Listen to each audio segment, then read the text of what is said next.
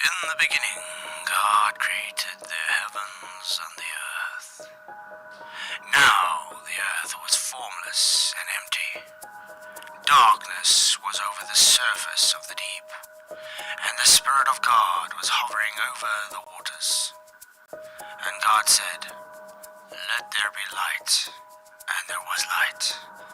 God saw that the light was good, and he separated the light from the darkness. God called the light day, and the darkness he called night. And there was evening, and there was morning, the first day. Yo, Flurves, how's it all going? I hope you're all doing well. Thank you for coming. Tonight's going to be a fun one. Got FTFE debating me. It's actually interesting because for the last few days or whatever he's been asking, he just wants to ask me questions. And that was the actual original thing. And then apparently last night I just said, but apparently I'm debating him. So I said, okay, today I just asked him, what are we going to debate about then? I see it's a debate. And then he came up with the topic gravimeters on submarines. So that's going to be interesting. I can't claim to know really anything about it, but I've done some research on it. So it'll be interesting because he did work on submarines apparently. So we'll take it as that. Anyway, we do have in the house, we got Disclord, Ryan S. and Jeff Conkle. How are you guys doing, sirs? I'm good. I'll try and fill in for PJ and Michael today. Yeah, that's true. They're not coming. Did you unmute? Yes, we unmuted. I made sure. I kept my mouse on there. But it's good to have everybody here. Thanks for coming. If you guys haven't already, please do me a favor. Please do share the show on every kind of platform you can think of. And hit the likes. It really, really does help to get out to a further audience. It's good to see everybody, and I really do appreciate everybody's support. So, this is the pre-show before the debate starts. The debate will start at 10 o'clock. I do have to give a warning. I am on the generator at the moment. So, 11 o'clock when the power does come on, I'm going to do an interlude and switch the computer off and go back to the normal power. So, I might show a blank screen for like 5 minutes or something. But yeah, that will be later on at 11. But it's good to have everybody here. Thank you all for coming. Anyway, I got 28 votes already. FTFE will present science for gravity. Interesting. That's a no, 64%. Yes, because faith, 36%. What do you guys have to say about that? No. No, I voted no. He's not going to be able to present that. Exactly. There is no science for gravity because it's pseudoscience. I mean, there's no scientific hypothesis and experiment for gravity, although they love to try and say, Cavendish, which is not even an experiment in itself. But yeah, really odd. But anyway, I'm going to say hi to everyone in the chat quickly. Michael Kahn, good to see you. Northern Rebellion, what's up, man? Groovy, thank you for coming. Jeff Conkle, good to see you always. Moxie, hello. Ryan S, good to see you. Alan Orstrand, what's up, mate? Thank you for coming. Amy S, good to see you too. Ali B, what's up? Haven't seen you in a while. Thank you for coming. Glad you could make it. Kanye West, hello. One Mind, One Spirit, happy to see you. Blargo, what's up? Spuddy Taylor, you rock, man. Rachie, hello. Glad you could make it too. I'm not the full ticket. Good to see you. Run Boston Bear, thank you for coming. Debatable B, hello.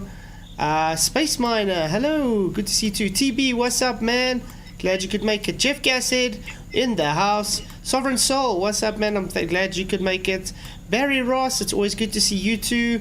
Glenn Selch, thank you for coming. Mikey Smith, thank you for coming. Tony Whitcomb, hello. And David Banner in the house. Good to see everybody here. Please hit that share and like so we can get it out to a wider audience. So, how do you guys think this is going to happen tonight? Oh, he's just going to interrupt constantly. Hopefully he's not going to be annoying. Well, speaking of interruptions, though, I think that's unavoidable. speaking of interruptions and obfuscations and stuff, I've set up a board tonight for the fun of it. I think you can see. Yeah, it says interruptions and there it says obfuscations. So every time he's going to interrupt me or not let me talk and all those, I'm just going to mark. And obfuscations, every time he tries to obfuscate, we're going to mark. So we can see at the end of the stream, when we do an after show, because we'll probably have a little after show, how many times he's interrupted and obfuscated from the points. How's that sound? I think that sounds. I don't know if you have enough room. I was gonna say we're gonna have a screen full of Ashburn. Well, it's going to be very challenging, but at the end of the day, we'll probably have to erase some and, just start counting in tens. Might have to square each one. But yeah, that's going to be fun. Richard G, good to see you. And Flo Checker, thank you for hopping in. And Cygnustep, what's up? So yeah, well, it's going to be interesting. But I mean, with Craig and me, it's just fun for the game between us. It's not really serious stuff. But obviously, I have to keep him on his toes to, how can I put it, prove his claim. So we'll see if he's going to be able to do so. Oh, hey, Mikey. Mikey says, Flatzoid, I will come on Saturday or Sunday. Mikey wants to come on a show, so that would be great. Yeah, email me and then we can set up a date. But yeah, that sounds perfect for me. What's my schedule say? The 12th. Okay, bye guys. Monday is the 9th. That's my wife's anniversary, so I'm not going to be streaming Monday night. I did talk to Michael. He'll be streaming Monday and I'll be streaming Tuesday because I'm taking my wife out for Monday for our anniversary, so Monday night's off. And then the 9th, the 12th is the Thursday. The STSE is going to be debating me. He's going to bring a moderator and I'm going to have a moderator. PJ already agreed to be the moderator because he does a good job. I chose he should demonstrate gas pressure without containment, and he's got to still bring a topic, so we'll see what's going to happen with that. So looking forward to that. Right on. No, that'll be interesting. We'll see what happens, but yeah, so we'll take it as we go along, and it's just good to have everybody here. So I'm just relaxed right now. So yeah, whatever you guys want to say, you better get it saying now before the show starts. Oh no! The stress? No, I don't really know. Just when it's Craig, I just know I'm gonna sit there and want to, say stuff all the time, but I can't. So I'm just gonna be sitting there yelling at Craig behind the screen. That's okay, Lord. Just take your anger out on a walking stick, okay? wear a long blonde wig and then take it out on a walking stick. That's exactly what I would do. Space Miner, thank you very much for your $5 super chat. He says, time to prime the tip, pump phrasing. Yeah, really appreciate the super chat, man. You rock. I really appreciate it. We're gonna have to enjoy Flatzoid be debating one of the biggest trolls online. Well, I haven't had Let me add him. a debate in a while, so it's going to be nice.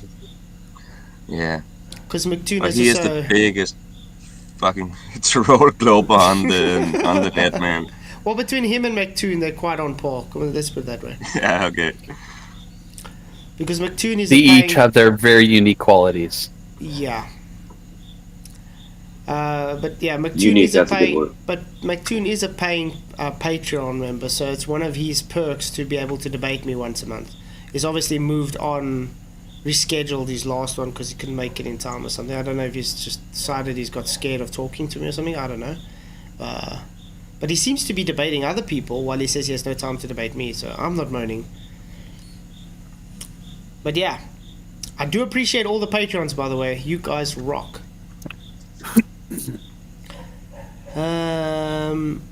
So, what is gravity? A theory. An illusion, myth, legend. And today, we look into the wild mysteries of fourth-dimensional mathematical constructs, and we take it as physical forces. It's crazy. There's so because time collapses inwards. Gravity is as real as a ghost fart's density. Oh, but it's crazy. Ghost fart. I love it. I still don't understand why they're pushing gravity as a force, though. It's like they can't decide, is Einstein right or is Newton correct? Because it's totally two different. They can't make up their minds. I'd say they're both full of it. A ghost fart is a strong force as well, in that reality. Hey T2, thank you for coming. Yep, 9 p.m. UK. That's in 20 minutes. 19 minutes. That's when the debate actually starts. This is just the pre-show for when it starts. But thank you for coming. Gravity is weight. Yeah, gravitas. That's for Latin, for weight. That was it. But you see, the thing is, with Newtonian gravity, he didn't want to be ascribed to it because he found it so absurd. And then C.V. Boyles waited till he died and then ascribed to him. Weird how they like doing that. And then remember, Newtonian gravity is based on a force, which is a physical force because mass is attracting mass. Whereas with Einsteinian gravity, that superseded, remember the word superseded, 108 years later, which says, no, hang on, gravity is not a force between two masses attracting each other. It's an apparent fourth-dimensional mathematical construct which we can't observe because we are three-dimensional beings. So it's the apparent motion where the apple only appears to fall to the ground, as it's actually the ground pushing up towards the apple. Yeah. So when it takes a curved path, it's only apparent because it's actually taking a straight line in geodesic space-time as it bends the flat space fabric. Yeah, that's apparently what it is. Very, very stupid stuff, actually. That's why I laugh when they bring out metric tensors up and they say, oh, you see, metric tensors proves gravity, warping and bending space-time. No, metric tensors are just simply mathematical constructs to give you points in reference. That's it. Hey WCS, thank you for coming. Glad you could make it. Yeah, you see, weight is just a unit measure, that's all. A Newton, a SI unit, it's just unit measurements. It doesn't make it a force, doesn't make it gravity. I mean, when I stick something on a scale, it's the pressure reading that it picks up, because that object causes a pressure on the load cell. And that pressure reading is what the unit measurement which gives you, which would be grams or kilograms or whatever you're measuring it in. Because it's all just based on SI units, which is Newtonian. But it doesn't make gravity a force. It doesn't mean it is even gravity. The object is just denser than the air around it, so the air can't support it. Hey, Gary Wabenga, what's up, man? Thank you for coming. And Aro, what's up? Good to see you. Charlie Walsh as well. Glad you could pop in. By the way, do you guys enjoy the pre-shows and stuff before the debates, or? I do. Sorry? Do you guys enjoy it's a the good idea, pre-shows? at least. No, it's always a good idea with a little pre-show. To get some ideas and some inputs and all that, you know. Just to get into the shows and stuff. Yeah, no, it's definitely, it helps you relax just before, you know, to get you ready for it, so. No, definitely. It's just to get chill. Yeah, you just, chill. 53 already here for the pre-show. Wow, it's good to see so much people here. Really appreciate it. So you guys have obviously shared the show. If you haven't already, please do and hit the likes. Really do appreciate it. Let's see how much likes is already there. 18. There might be a bit of 19. Awesome. Thank you guys. I really appreciate it. David Banner says, I just want to see Flabby Nuts get his ass kicked. 20 likes. Thanks, guys. It's getting awesome. You know what, guys? Let's put it this way. If I get 500 likes in this video, I'll do a ballet dance live for you guys. How's that? Ooh. How's that? You'll do a what live? A ballet dance with a tutu. With the pink tutu? With a pink tutu. How's that? But I have to get 500 likes in this video. So it's up to you guys. 24 likes. Hey, Iffy Nation, good to see you, man. Pat in the chat. Because you see, maybe someone gotta go order one of those Indian-like, things. Must I do a belly dance instead? Please don't. Well, I do have news for you guys. I mean, like I said, in the 2nd of December, I got us dads for the dance school. Are we doing a dance? Breakdance? Yeah. So it's a whole bunch of different things. We're definitely going to record it. I'll put it on YouTube for you guys. Because I'm definitely going to have a pink tutu on. I think Oh, you guys yeah. are gonna like Mhm. that. Walking in with a nutcracker. So that's gonna be exciting. That's a can't miss. Yeah, that should go viral. Flatzoid does does ballet. But it's all for the fun, you know, and just to support the children and the what's in school. But I mean, you've been practicing hard. Hey, Carl Apple, good to see you, mate. Thank you for coming. It's always good to see so much people in. Really, really appreciate it. Okay, it's 13 minutes still to go. I don't see any message from him yet. Don't know what's going on. We'll just have to wait still and see what's going on when he does finally pop in. So what do you guys know about gravimeters on submarines though? I know absolutely nothing about it, but What do I know about submarines?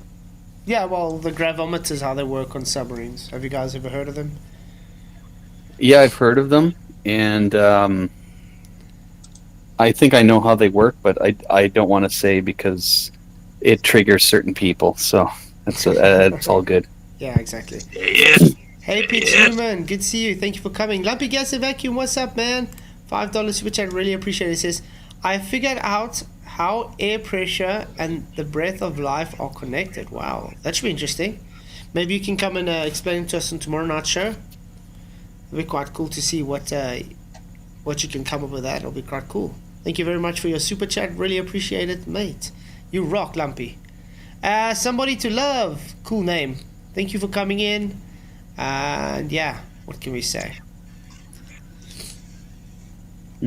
All I can tell you guys is I can guarantee you he's going to try and push gravimeters as like one of the main ways that subs use to navigate under the ocean, which is false, because it's a passive navigation system. So that means it's secondary. They just use it based on mapping data already available to them, based from their last known GPS location. And because they have the maps already sorted out to them, they are able to figure out, based on the accelerometers, data reading of those maps, so they know where they are. It's like it's the same as if you take that old game when you were younger, those things. I don't know if I'm gonna have to draw it. Yeah, I might have to draw it. I think. Here we go. I can't believe it. I'm really going to paint. Okay. well, we love paint. We love paint. You just want to trigger those globies early. Sort of trigger it. But remember, it's like it was like you get like a wooden board, and then you get like this little. It's a little metal wire thing that that does just a course kind of thing, and then you take a stick with a metal. Oh yeah. I know what you mean. And then you move it. Then you move it along to try not touch. So that's practically how it works. Their gravimeters, their accelerometers, take the data from that already set path on the based on their gravity readings, you could say, and their accelerometers just follow that data. So as it's following that data, it's just matching that thing. That's how they know they're at a mountain under the water or a rock or whatever. That's practically just how it works. Yeah. It's actually very simple stuff. But the thing is that they have to come up with is, can you prove gravity? Because they're making the claim it's gravity that gives that. So the burden of proof is on them. Hey, Victor Groot, thank you for coming. About a soul line? Sorry? Victor said something in here about, he said, ask FTFE about the soul line works on the side of the sub. The points. Sorry. Oh, with the displacement density. Oh, yeah. You see, the whole thing, even the gravimeter, works actually on the density principle. You do know that the gravimeters can only read the difference between the densities of the salt water and the rock formations, because it can't pick up anything like submarines or actual you know, animals or anything, other objects, because it's not based in their database. The rock formations based with the densities in the salt water is based on their database mapping. So that's why they're able to pick that up, but it can't pick up things like other submarines or whatever. If it was really their gravity, they would be next to a submarine and they should be able to pick it up, correct? Oh my gosh. Yeah, I would think so. What is an accelerometer? What does it measure? Oh my goodness. Hey Richard, good to see you. Accelerometer is just a measurement of a, how can I put this, like a chip. It gives a reading of a, trying to think what the right word is. What's a shock? Electro pulse. So it just picks up that electronic pulse on, if it's not picking up anything, then it's just going to say, okay, it's not accelerating. As soon as it picks up that pulse, then it's saying it's accelerating in that direction. That's all an accelerometer does. It detects when acceleration happens. Yeah, exactly. Hey Quinlan, thank you for coming. Glad you could make it. And Drezhik, if I haven't said hello, good to see you, mate. Don't mention gravity. Yeah, but that's why you gotta ask, what gravity? What is gravity? Yeah. Explain to us which gravity you ascribe to. Okay, he's got 63 waiting in his waiting room. He's probably gonna start now as well.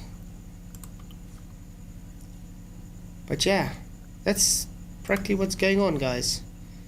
Now, now we just wait on Mr. FTFE. Wow, 65 watching. Really, really impressive. Thank you guys. Really appreciate it. Just for the pre-show. Same as what he's got in his waiting room. So that really, really feels good.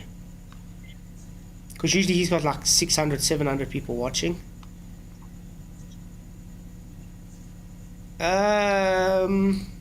If you guys have any shout-outs during the show and you send super chats, I will try and read them out. I'm sure he'll probably also want to read them out. Otherwise, they at least do get saved to the fan funding the side, yeah?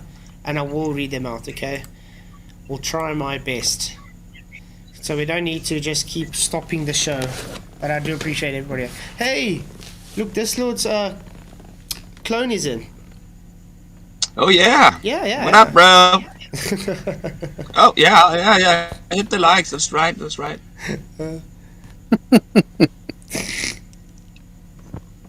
Let's do that.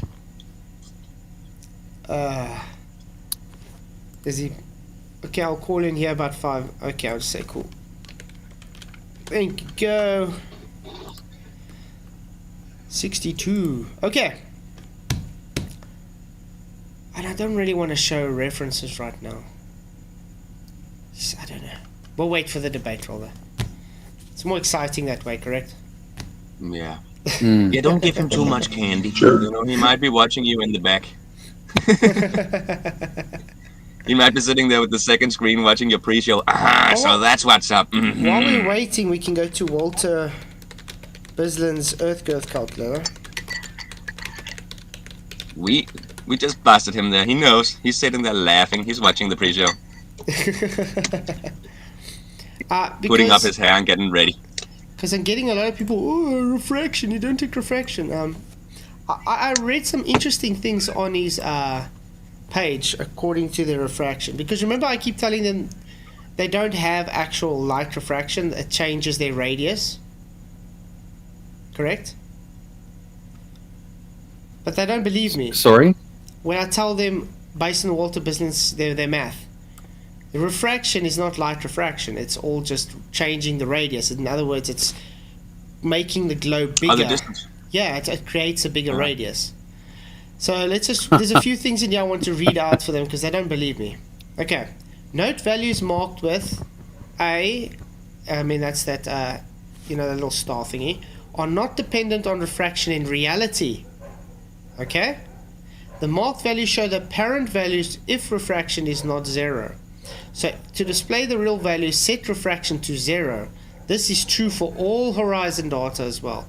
Okay, so which ones have those little stars on the side of them? Left to right drop angle.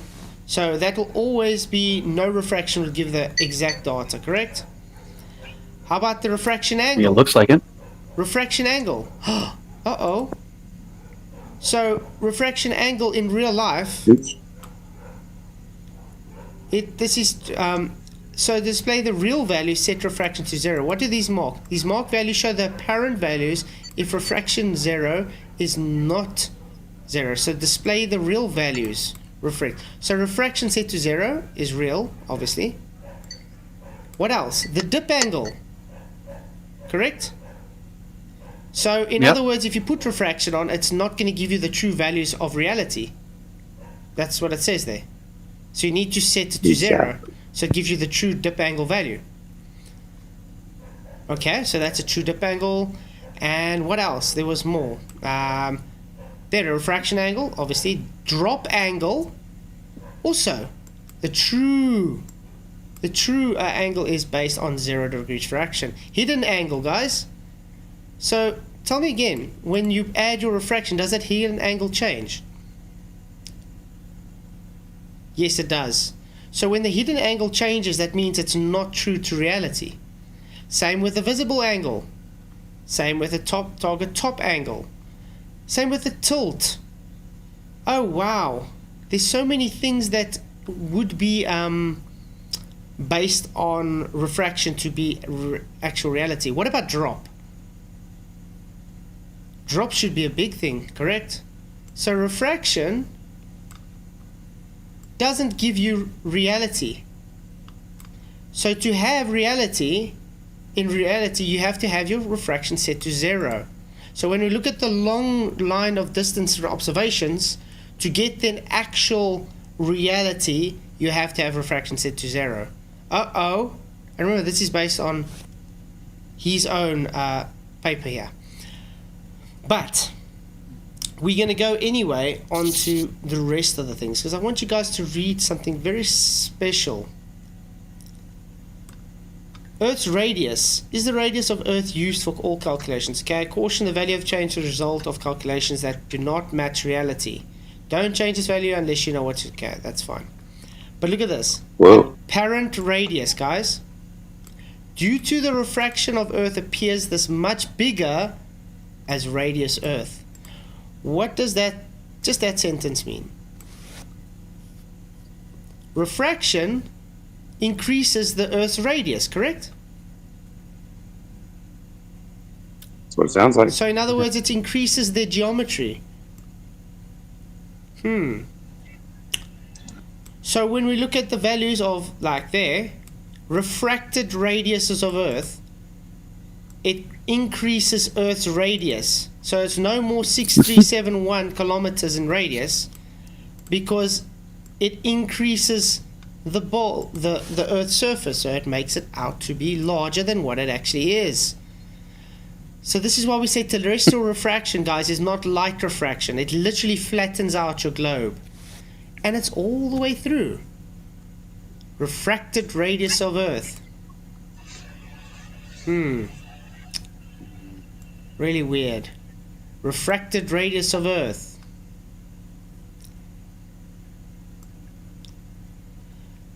So basically, it almost looks like they're taking the radius and canceling the other radius out with it. That's all they're doing. They're taking their claimed radius of That's what they have to do. 6371, and when they add their refraction, they're growing their globe's geometry. So it cancels out this refraction and creates a new radius.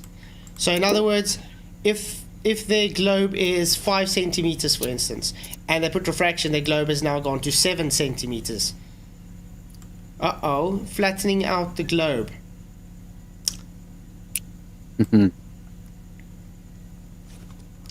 But yeah, I just thought that's very interesting. Okay, I think that the show's about to start. Wow, Jonah Edens, thank you very much for coming, mate. Really appreciate your support. He says, someone in Japan, someone in Australia looking at the moon at the same time. The same Australian is seeing it upside down, and someone must be able to, somewhere in the middle of the Earth, see it flip. That's a good point, Jonah. Do we see it flip that way?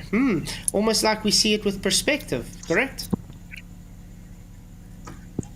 Thank you for your super chat. Really, really appreciate it, mate. You rock. Okay, so it's good to see you guys. Thank you for coming. I'm just going to quickly see if he's ready to start. I think he's just started his show. Just saying, waiting on you, mate. Okay. Do we have to mute ourselves? I think you guys might have to mute, yeah. We will. Okay. All right. But I do appreciate you guys coming in. We can still talk while we're waiting. He is not live yet, is he? I don't see him live here yet. Dredgic, is that proof of curve, you say? Let's see, according to the Globies. Yeah, this is the one where it's, remember that Peter Peterson we were talking about? Planet Peterson? We demolished this totally. It's like so idiotic. It's just foreshortening. That's a bulge of water. If you wait long enough, that bulge of water goes down. You get tides. You get... It's really crazy. But yeah, thank you very much for that. Hey, Moon Rider, what's up, man? Good to see you. Still crazy how they look at it and think it's a globe when what they're looking at seems like it's going upwards. Exactly. You know, how does it go upwards to go down the curve? Okay, yeah, You know, start like- live. But yeah, how do you look Can't go upwards? straight up. I mean, think about it. If you're on a globe, every point tangent from you goes downwards, falls away from your feet. Why are we looking up then? You can't look up on a globe. You can only look down. Yeah, That's why I laugh at them and say, okay, when a river flows, does it flow uphill or downhill? Because if I'm on the side of the globe compared to someone else and it's flowing downhill from me, how can it be flowing downhill from the guy that's down underneath me as well? Or on top of me? It's supposed to be flowing the opposite way, correct? Because it's Yeah. downhill Flowing from him. sideways. Yeah, because it's downhill from him, so it should be flowing back to me again. That's not how it works. Because water seeks its own level. In other words, it seeks its point of least resistance as it's going to seek its level. So it doesn't make sense on a globe. That's why when you take different jars and you fill them up, they're all finding the same, different horizontals at the same levels. They're all making parallel horizontal lines because they're seeking level at rest. Let's see if he's coming in yet. Okay, he started calling me, guys. So I'm going to start the show. Okay. We'll have What is he calling you? What did he call you? He so, starts calling me. What did he call you? okay, How so, dare you? okay, so we'll have a chat afterwards for the after show. I'm going to start calling him. Okay. Is he being rude? All right. He's calling me. Hello. Hello, how you doing? I am doing much better than I was a couple of days, thank you. How are you doing, bud?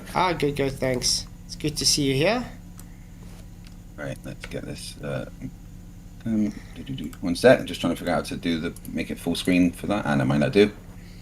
Right. So, thank you for coming on and talking to me. I really do appreciate it. It's been a little while. A lot of my guys are very confused because they can't seem to comment on your channel anymore. Yeah. A lot of people are hidden as trolls. We had the purge Hidden the as other trolls. night. Yeah, we had the purge the other night. Must say, my comment section is so much cleaner, so much more positive. Enjoying it. Does that include blocking MC Toon? Oh yeah. They were voted. They voted him as a troll comment. They voted Toon as a troll comment. Oh, Yeah. You must go watch it. Go see what his comment was. But they voted. Oh, fair enough. So I wanted to talk to you today about, we've had quite a lot of conversations about gravity, and I wanted to talk to you about something that's very specific about gravity today. Have you had a chance to look into the gravity gradient navigation stuff that I've been covering with Dave McKeegan? Yes, a little bit. Right, so if you don't mind, I'm just going to give a brief overview. So if anyone on my side hasn't seen me cover it, and just for your guys as well. So submarines need to be extra stealthy. Obviously, it's the whole purpose of submarines is to not be detected. And using sonar, it is noisy. I repeat, others can hear you. GPS, you have to surface to get a fix, and the signal doesn't go very deep underwater. So the way that submarines, modern military submarines, navigate and stay stealthy is to utilize something called gravity gradient navigation. That is to use the mapped gravitational field of Earth and compare it with real-time gravity measurements done with onboard accelerometers on the submarine. Very much like comparing your position on a map to real-world geological features or buildings or something. Because the gravity gradient of Earth has been extensively mapped, if we can then map that in real time on another vehicle of some kind, we can compare our readings with the readings that have been mapped and pinpoint our location. This is something that's done. Gravity gradient navigation is used by military submarines and brings together all of the things that we as globers say about gravity, and puts it into a real world situation where it's actually used in industry. And I would love to hear your opinion on how that works if gravity isn't what it is described as. Okay, first I'm going to have to say well done. Yes, you got that information correct. The problem is gravity has never been scientifically proven. So the burden is going to have to be on you to prove that it is gravity. I 100% agree. You do understand that the gravimeters work on passive navigation though. What do you mean by passive navigation? It's secondary, so it's passive. It's not the main way of navigating under the ocean. Well, it would be in the circumstances where you have to be completely stealthy, yeah. That would be the only, there is no other way to navigate. Dead Reckoning just points you in a direction to pinpoint your location. When you have to be stealthy and remain autonomous, the only option for military submarines is to use the gravity gradient navigation system. Yeah, but like you said, it's already mapped out. So what happens is because like all maps are mapped out, yeah. So yeah, what happens is because it's already based on your last known location. Usually they use the GPS before they go down. They have the last known location, like you said, at the Dead Reckoning, and they're able to use the already mapped out path, and that's why they have the gravimeters there, so they are able to use their accelerometers to pinpoint exactly there on that point of the map. I was explaining it on the pre-show. When you have those old toy science fair games, that wire that's like bent in all different things, and you have a little ring, a metal ring with a rod, and you're trying to move it around that metal rod to try not touch. If it touches, the light goes off. It's the same as that. So what you're doing is that's already mapped out how you're going to be, and because you have your last known location and your accelerometer, which is giving the information that you've been here, this is how far you've moved from there, so this is where you should be based on the data, the topography. Right, that's what you mean. Okay. Yeah, okay. Now, remember, I'm saying now you are claiming this is gravity, so I would like you to go and point out where gravity has been scientifically proven to claim this is gravity and not just, how can I say that, already mapped out data using accelerometry, which is based on densities. Well, the accelerometer isn't anything to do with density. It reacts to an attractive force created by something. As a submarine moves through Earth's gravitational field, the accelerometers on board react to the distribution of mass around it, because the different distribution of mass is what creates the gravity gradient, i.e. you have more mass underneath you if you are standing at the summit of Everest than you do if you are at the bottom of the Mariana Trench. The difference in gravitational force created over this small distance is termed as the gravity gradient, and that is what it has been mapped. Which means that when the submarine moves through this gravity gradient and registers its position in real time with the onboard accelerometers based on the distribution of mass around it, you can then compare that to a map that has been made of the gravity gradient, and that will give you your location. The same as if you are on the surface with a map and you see a road and you go, right, so that's the road. Oh, look, that's this road on the map. I need to keep going in that direction. You need to compare your position in real time, and you do that with gravity. Now, to say gravity hasn't been proven, we'll ignore the whole science doesn't prove things conversation, because what we do know is that we have experimented on and measured gravity for years, and it's something that is empirically measured more than anything else in science. So I don't know what you mean by show you that gravity has been proven because all of industry shows that gravity is what we expect it to be. No, what I'm saying is should have a scientific hypothesis and experimentation if it's scientifically validated, correct?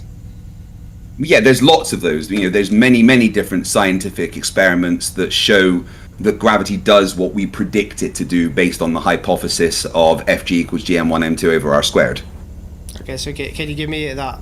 Do you have any reference or citation that has a scientific hypothesis for gravity?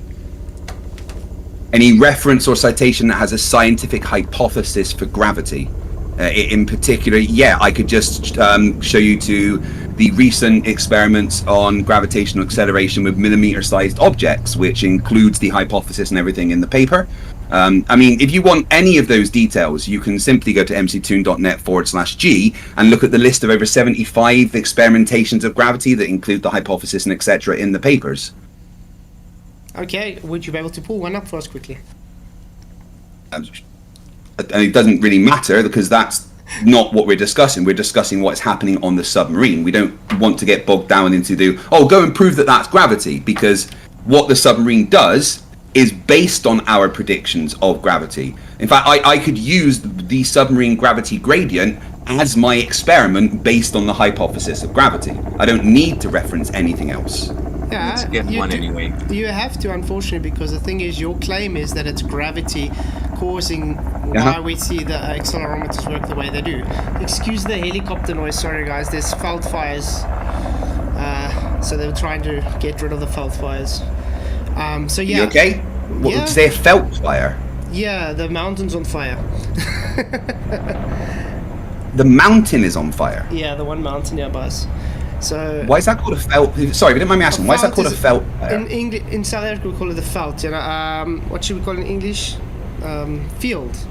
But like. Oh right. We'd say bushfire, but it's on the mountain. So they got the helicopter trying to sort that out. And yeah, we didn't really hear the helicopter noise. What we did hear was maybe you cutting that in and out a little bit. That was interesting.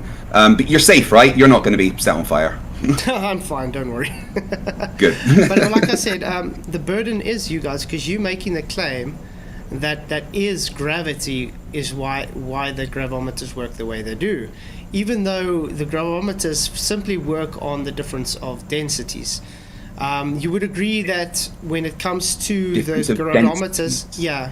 when it comes to the gravimeters, that it can't pick up other things like submarines or anything, icebergs or anything. It can only pick up the mountains under the water based on the salt. No, it picks water. everything up. It can pick up even sea creatures. It can pick up the minutest change in gravity around it, be it from another submarine, be it from a whale, be it from an underwater mountain, be it from an iceberg. Whatever mass is around it creates a difference in the gravitational field, and that can be mapped in real time. Can I share my screen quickly?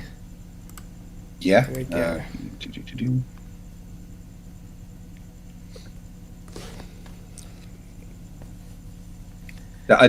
You said that Can you read the conclusion there works for on us quickly? densities. Can You said it works on densities. I'm just wondering if you could elaborate on that for me. I will, but can you quickly just read what this conclusion says here?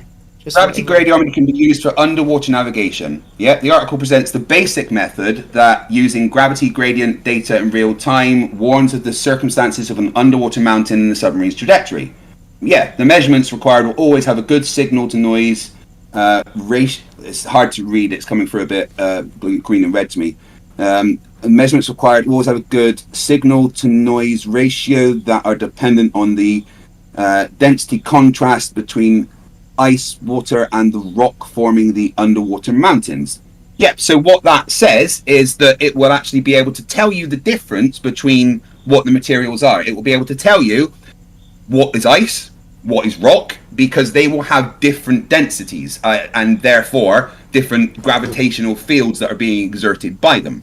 Okay. So as the submarine goes past an iceberg, it wouldn't register that as a mountain. It would register that as ice because we know what the gravitational field the ice would make compared to the gravitational field that rock would make, and that's what that's saying there. is that the measurements required always have a good signal to noise ratio that are dependent on the density contrast between ice water and the rock forming the underwater mountains, i.e. they will be able to tell the difference between one and the other. Sorry, can I correct you? It's seawater and rock forming, not ice water. Seawater and rock. Sorry, yeah, Okay. it will be able to tell the difference between one thing and another. Okay, be it seawater, ice water, a whale, another submarine, or rock. It will be able to have the difference in the contrast of one thing and another based on the gravity gradient that these things make. Okay, read on. The system is capable System's capable of being calibrated and optimized, and is basically not capable of detecting other submarines. Icebergs, ice layers, or ice walls. The system is capable of, Sure. Okay, so it's not gravity then, because if it was gravity, it would be able to pick up other large bodies of mass, correct? Well, obviously depending on the size of the masses. Now, you can use the system depending on which system is being used. Now, there is actually several different systems that are being used. The recent ones that have been tested are the ones that are much more accurate and will be able to detect a lot more. And those are using Bose-Einstein condensates instead of standard accelerometers. And those are the ones that will be able to detect the difference in, the slightest difference. So you could detect a fish next to the submarine, or a submarine a very long distance away, because it's much more accurate. What it does depend on is the accuracy of the system on board. Okay, but like I said, so you would agree that let's say a whale, or even a iceberg, or another submarine has enough mass to be able to be detected, correct? Depending on the accuracy of this particular system. A basic accelerometer might not have the margin of error that is low enough to detect something with as small a mass as a submarine. But with the, there's different ones. There's basic accelerometers, there's piezoelectric accelerometers, there's the Bose-Einstein condensate accelerometers. It depends on the system. That particular system you were looking at there is based on a physical accelerometer system.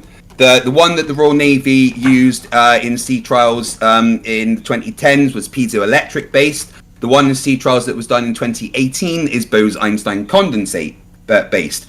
Each one is more accurate and more able to detect than the previous one. The very early models were not as good at detecting as the newer models, if that makes sense. The technology gets better and better. Initially, the system was pretty rough. It could just detect very big differences in masses, right? And so that would be a massive ravine underneath the submarine compared to a mountain. It would be able to detect that. But as the system has improved, you move from the accelerometers to the piezoelectric accelerometers to the Bose-Einstein condensate accelerometers. The margin of errors got smaller and smaller and smaller, and the ability to detect smaller and smaller masses has increased. Great, so then it's not gravity then? Yes, absolutely. It matches the predictions of gravity. No, because if it was gravity, you'd be able to pick up things like submarines and icebergs and so forth. Well, you can with the piezoelectric and the Bose-Einstein condensate ones. So does that tell you it's not because gravity? They're more accurate. What makes them more accurate? The actual systems have a lower margin of error. And how do they have a lower margin of error? Because they are based on newer technologies. So let's, for instance, say with the quantum, you've looked into the quantum gravimeters now that they use, correct? Because if that is the Bose-Einstein condensate ones. Yes. Do you know how the mechanics work of that? It uses a Bose-Einstein condensate to super chill everything around it, so that the detection of what's going on is a lot higher. Also requires extreme damping techniques, which interestingly enough they got from the same damping techniques that were put in place to allow the desalination plants to run 24 hours a day.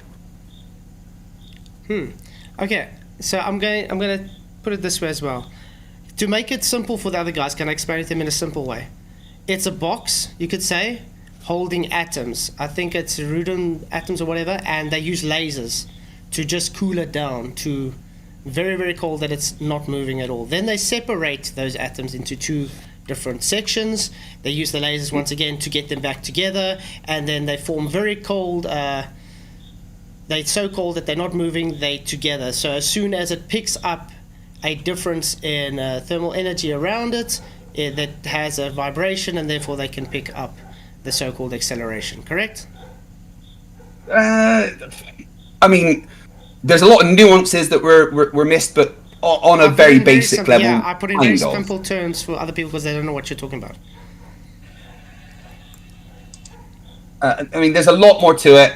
There's you have to take into account what the dampening effects are to the effects of the gravitational acceleration, but yeah, kind of, it's supercooling atoms so that they are able to detect any movement more than they would before because there's no intrinsic movement within the atoms.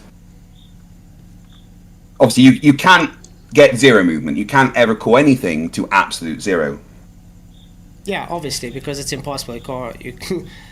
It's impossible to get to the 0 Kelvin, exactly. But again, what happens with these, any of the systems, the accelerometer, the physical accelerometers, the piezoelectrics, the quantum Bose-Einstein condensate version, they all do what we expect them to do if gravity does what we say it does. So we can use this as part of our hypothesis. So, if gravity is a real thing, if gravity is an apparent attraction between masses that's proportional to the product of the masses and inversely proportional to the square distance between them, then we would expect accelerometers on board a submarine to react in a certain way to distribution of masses. So then we do the experiment of actually doing this, and we find out that that's what it does, and it matches the predictions of gravity. So you would agree that's just circular reasoning then? No, that's how you do science. You make a prediction and you test the prediction. Yeah, but to test the prediction, you would have to isolate it, correct? You isolate what? the cause. You would have to manipulate and isolate the cause. How do you isolate gravity? You don't isolate gravity. You isolate the thing that's affecting what's going on. So you have your IV and your DV. What's your independent variable in this case? Do you know? If we're talking about just the submarine gravity gradient navigation, all right, what would be the independent variable in this experiment? I know, you tell me. You're the one claiming gravity. Well, I know. I'm just wondering if you would be able to, be on the same page as me. You're the one claiming gravity, so you're the one that has to tell me what is the IV. Well, I know. I was just wondering if, in the nature of the talk of the experiment, if you would also know what the IV would be in regards to the accelerometers on board the submarines. So again, because the DV, the dependent variable, is obviously the movement of the accelerometers, right? That is the effect that is happening, right? Okay, that's the Do you effect. agree? Right? So the independent variable in this case would just be the position of the submarine. So position, not gravity then. Well, position is the independent variable that you change for the dependent variable, not which is the gravity. gravitational force applied. Yes, the dependent variable was moving because of the gravitational force. But gravity is not a force, and remember Gravity creates a force. And remember, you said that the independent variable is the distance, so therefore it's not gravity. The position of the submarine, yeah. Because the independent variable would have to be gravity itself, because you have to isolate gravity. Well, the gravity is affected by both distance and size, so the position would be what we expect to affect gravity. So you're already jumping steps then. So can we first get... No, I haven't jumped a single step. Yeah, so you first have to prove gravity, then you can move on to say the distance is... Oh, we've done that. We've measured gravity. That's been done years ago. I don't need to repeat science that's been done. But that's what I'm trying to tell you. So if you're saying it's gravity that caused because of the distance, you would first have to prove that it is gravity that caused that distance, you understand? So you can't take it as circular reasoning and saying... The gravity okay, that caused that difference. So you can't say the distance causes the difference in gravity if you haven't already established that gravity is proven. Well, we've measured gravity. We know gravity is a thing, so I don't need to worry about that. That's been done. We've had that experiment and measurements for centuries. I don't need to do things that have been done already. Now, what we're doing is experimenting on gravity based on a knowledge of it. And if gravity is what we say it is, then this is what we expect will happen. Because that's what you do. You make a prediction, You make a prediction, and then you test that prediction. And the prediction is, if gravity is something that creates a force, like we say, that's proportional to the masses and inversely proportional to the square of the distance between them, then this is what we expect to happen. This is the prediction. So let's do an experiment, and let's see if this experiment happens. The IV would be the position of the submarine. The DV would be the change in the gravitational acceleration affecting the accelerometers. Done. No problem. Okay, now I'm going to say again. Could the system detect other submarines? No. A submarine drives by filling Depending large tanks, on the version. large tanks with seawater. It attains neutral buoyancy once its weight has been balanced. Thus, the overall density of the submarine is equal to the water around it. So you would agree that's density, not gravity. Okay? Then it says, a gravity gradiometer Agree instrument... what's density rather than gravity, sorry. The I mean, no one's disagreeing that density is a thing, but then that's what creates part of the buoyant force, which is why the submarine stays where it is. And gravity is included in those calculations, of course. Again, remember, if you're claiming gravity picks up, the graviometer picks up because of gravity. If you have something with large mass, like it's a submarine or a iceberg, it should pick it up. But it doesn't pick it up. You know why? Depending on the margin of error, yeah. Do you know why it doesn't pick it up? Well, because the margin of error of the instruments on the older versions was too low. That's why. On the newer versions, on the piezoelectric accelerometers and on the Bose-Einstein condensate accelerometers, it can pick up much smaller masses than the very early versions. No, the reason it doesn't pick it up is because of the density. The densities would be the same as the seawater around it. Because the instrument is detecting the difference in densities, not gravitational pull. And how would it detect the difference in density of something that is, say, 200 feet below the submarine? I don't know, you claiming it's gravity. It says here on screen, the density of the submarine is equal to the water around it. The gravitometer instrument would not be able to detect it. Another submarine, until it was extremely close and could sense the different contributions to the measurements from different parts of the submarine. Yeah, exactly. So, because, like I said earlier, gravity is both proportional to the product of masses and inversely proportional to the square of the distance between them. So, as another submarine gets closer and closer and closer, the gravitational force created between the submarine and the accelerometers also gets stronger and stronger and stronger. So, as that submarine gets closer, like it just said, it can pick it up. But there is, for you to claim that it's density, there would need to be a mechanism for which the accelerometer could pick up the density of something that is several hundred feet away from it. Could you please explain how that's possible? Would affect an accelerometer inside a submarine, inside a housing? I don't know, it's not my claim. I'm not making the claim that it is. No, it is your claim. You just made the claim that it's density. No, I'm saying that's what the reference says. So if they're saying it's density that it doesn't pick up, then that means it's not gravity. The reference doesn't say anything about the gravimeters picking up density. Yes. That's just saying about keeping the submarine neutrally buoyant is to match the density of the water to the submarine. That's not talking about the gravimeters. It's all about the gravimeters, yeah. But anyway, it didn't say that the gravimeters are the same density. It said that to keep the submarine in its same position, you would want to match the density of the submarine to the density of the water at that particular point, being neutrally buoyant. And obviously, if you wanted to go up higher, you change the ballast of the submarine, because that's trimming the ballast is something very important on the submarine. But what we're talking about is the actual accelerometers. So the basic versions of the accelerometers on the very early versions of this system were not just in a box, they were on an array around the submarine. You'd have some at the front, some on the conning tower, some near the back, in different places, so it could detect different distributions of mass, right? So the hypothesis of gravity says that the gravitational field created by mass will be different depending on the amount of mass, and those accelerometers will react to that different in gravitational field, which matches what we say. You specifically made the claim that no, it's going to be density, so I would need to know how density would be able to be picked up by an accelerometer when it's not physically touching it. Vibrations. What vibrations? everything has vibrations, correct? Especially metals underneath the pressurized system.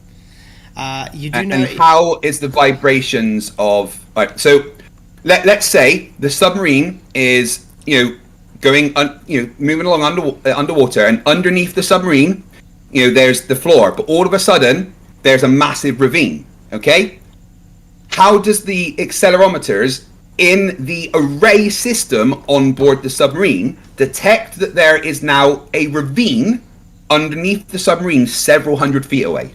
Data. What data? It's already got the data. Remember, you've already got your. Yeah. It's got the reference data, but how does it detect it in real time? Because it doesn't know where it is unless it can register its position in real time to reference to that data. So how does it map its position in real time and know that there is a massive void underneath it if it's all to do with density? Because that's what the reference said. It's got to do with the densities. It picks up the difference of densities.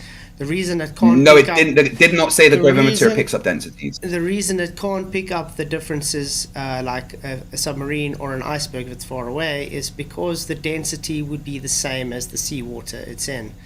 So it would have to be close by. How does it detect density, though? You keep saying it's density, but how would it detect density of something that's Vibrations. really far away from it?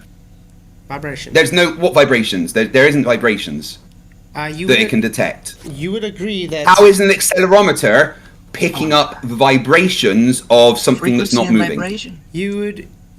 Everything has resonic vibrations. Even a static piece of metal still has a type of vibration. Yeah, and there is nothing on board the submarine that is capable of picking up those kind of vibrations.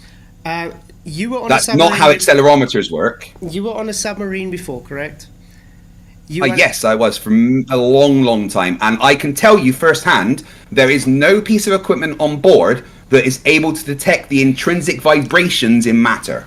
Okay, so again, when you're on that submarine and they say, okay, the red light comes on, you guys have to be as quiet as possible. Would it be considered that even if you breathe too loud and it makes a vibration on a pipe or something, they will be able to hear you? That's vibrations of the submarine, not the world around it. And what that would do is if, for instance, you were silent sailing, and it's not a red light, there's actually kind of a light blue kind of light that comes on for silent sailing. If I was to drop a massive spanner, right, and that reverberated around and vibrated from one thing to another to the hull, then it could send out very small vibrations through the water that could be detected by another submarine's sonar system. Right, but that is not the same as the underwater mountain just being there, not doing anything.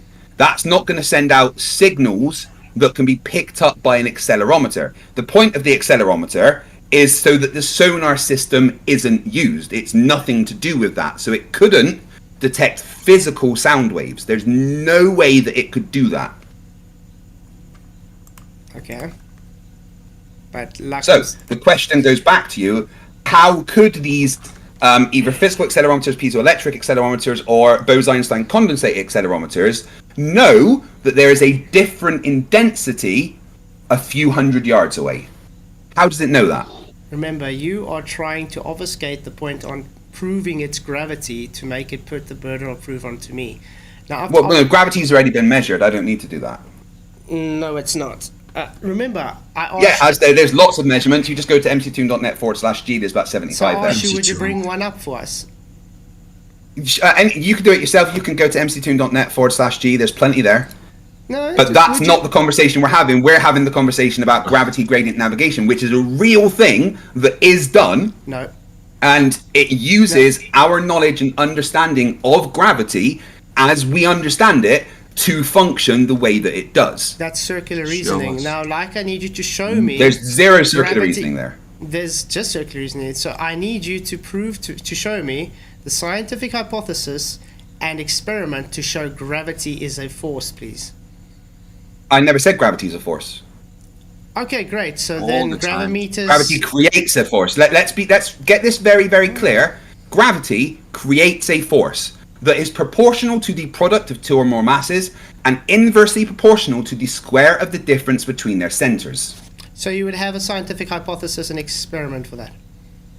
Yeah, lots. mctoon.net/G. Just go have a look. Plenty of them Just there. bring one up for us. Well, no, because that's not the conversation. The conversation is specifically about gravity gradient navigation, which is a real thing. I don't need to go and prove gravity that's been done. You know, that's all the experiments have been done for years. This conversation specifically is about a real world, physical, mechanical thing that is used in the real world and is based on our knowledge of gravity. If you're saying it's not gravity, then you need to propose a decent replacement for what we understand as to what's happening. I don't need to replace anything. You haven't proven your premise first. Just because you have a Oh, certain no, absolutely. reasoning... I absolutely have given you the hypothesis, yeah. No, you haven't given a hypothesis. Just because you're giving a circular reasoning, faith-based deduction, saying... No we faith use at all. it- We use it in real life, so therefore it's true. That's circular reasoning. Yep. So I'm asking you That's to go... not circular reasoning, that's evidence. So I'm asking you to go back to the beginning and state... No, I've done all that. which- I don't need to do all that. We've been through that for lots. This is a specific thing that's further on from the show me gravity's a thing. Because we've shown gravity's a thing. You and haven't. if you are confused about gravity being a thing, then just go to mctoon.net/G and have a look at the many experiments of gravity that are held on that page. Then I don't need to bring it up. give you the link They're directly. all there. Anyone can go and get them. Anybody here watching on my side or your side can go to mctoon.net/G That's- and look at the experiments. That's what I'm saying. You making the claim now of him having it, so you have to bring the citation up for everybody to see. So we No, can go through anyone together. can go and look at it. I don't have to do it. We've done all that many, many times. I've been Seems through you're that scared. countless times. Seems you're scared to bring one up. No, I just don't need to. I've done it countless No, times. you do, I'm not because- getting off track in the conversation. The conversation is specifically about how submarines do gravity gradient navigation. They don't. That's the thing. They use gravimeters. Well, they do. The They point- do. I've the used point it. is- I've used the system, and that's what they do. You can't say they don't when they do. It's a physical thing that is done with our knowledge of gravity. Everything that we say about gravity results in this working the way that it does. Okay, I'm going to tell you again. You having circular reasoning, saying it is gravity that I don't have any causes circular reasoning. Again, you saying that it is gravity because of circular reasoning doesn't make it. What circular reasoning? I haven't done any circular reasoning. I use it every day. I used it before. And gravimeters, I say it's a force that attracts force because I believe in gravity. That's called circular reasoning, mate. I don't have a belief of gravity. Evidence suggests that gravity is real. Then where's Belief is irrelevant. Then where's your scientific hypothesis and experiment? I've given that plenty of times, and you can find more of them on mctoon.net/G.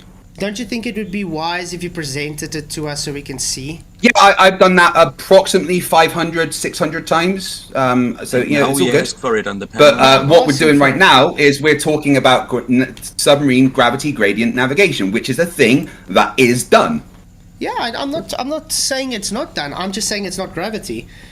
You making Well, what is it the then? claim, you making the claim that it is gravity means you have to back it up that it is gravity. So to do that, you have Well, it to matches give the me, predictions of gravity. So to do that, you have to give me the scientific hypothesis and experiment to prove it is gravity instead of telling me I'm Well, supposed to we all prove know it's that not. science doesn't prove things, so I couldn't give you a scientific experiment that proved things because that's not what science does. But I can certainly give you many scientific experiments that demonstrate that gravity is what we say it is. Would you like a list? You can give me a citation that shows your scientific hypothesis and experiment. Yeah, you can find the citations at mctoon.net/G. Just bring up one that you say will be I don't want to. applicable. So there isn't one then. We'll take it as... Well, there is at mctoon.net/G. Anybody can go Sorry, there. sorry. Anybody right now watching this stream Serious, is more than what's the welcome to problem? go to mctoon.net/G, and you will find a large list of experiments and hypothesis and everything for gravity. I don't need to go and show you it because I have done that personally hundreds and hundreds and hundreds of times, even in conversations with you. So we don't need to repeat something that's been done. We have moved on from that, and we're now talking about a specific function of Clearly we gravity that submarines utilize to navigate around the world. Okay. So if I go and say I took a .22 and I shot a rabbit at a kilometer away without a scope, and I've said I've done it many times, and I have video footage for it, and you ask me to see it, and I say, no, you can go search for it yourself. Would you say that is fair on my behalf? But if you had presented the video before, then yeah. But if you hadn't presented the video before, then it wouldn't be. I have presented this data before. Where? So I don't need to do it again. Where? On this channel, on www.youtube.com/FTFE1. Okay, so can you show it, because we are talking now between me and you, and I haven't been presented with it. So would you? No, I literally have presented you this stuff many times, Flatzoid, in the conversations about gravity. Why would I do something that's been done before?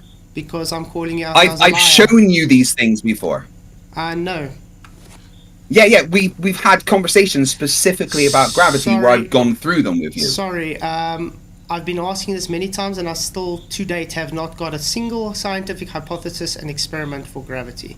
That's what. Well, no, I've definitely shown you them. I mean, you can say that I haven't, but I have done, even in our conversations. But, I'm not derailing the conversation by doing something that I've done before, or going over things that I've gone over before. We are talking specifically about how submarine gravity gradient navigation works. I don't need to go back and do the thing I've already done. We've already established it works. The problem comes from you just auto-assigning your faith to becoming gravity without... Zero faith. It works on what we expect from gravity. It matches the predictions of gravity. It follows the scientific method of gravity. Please give it to us then. What's the scientific predictions of gravity? What's the scientific method of gravity? Please.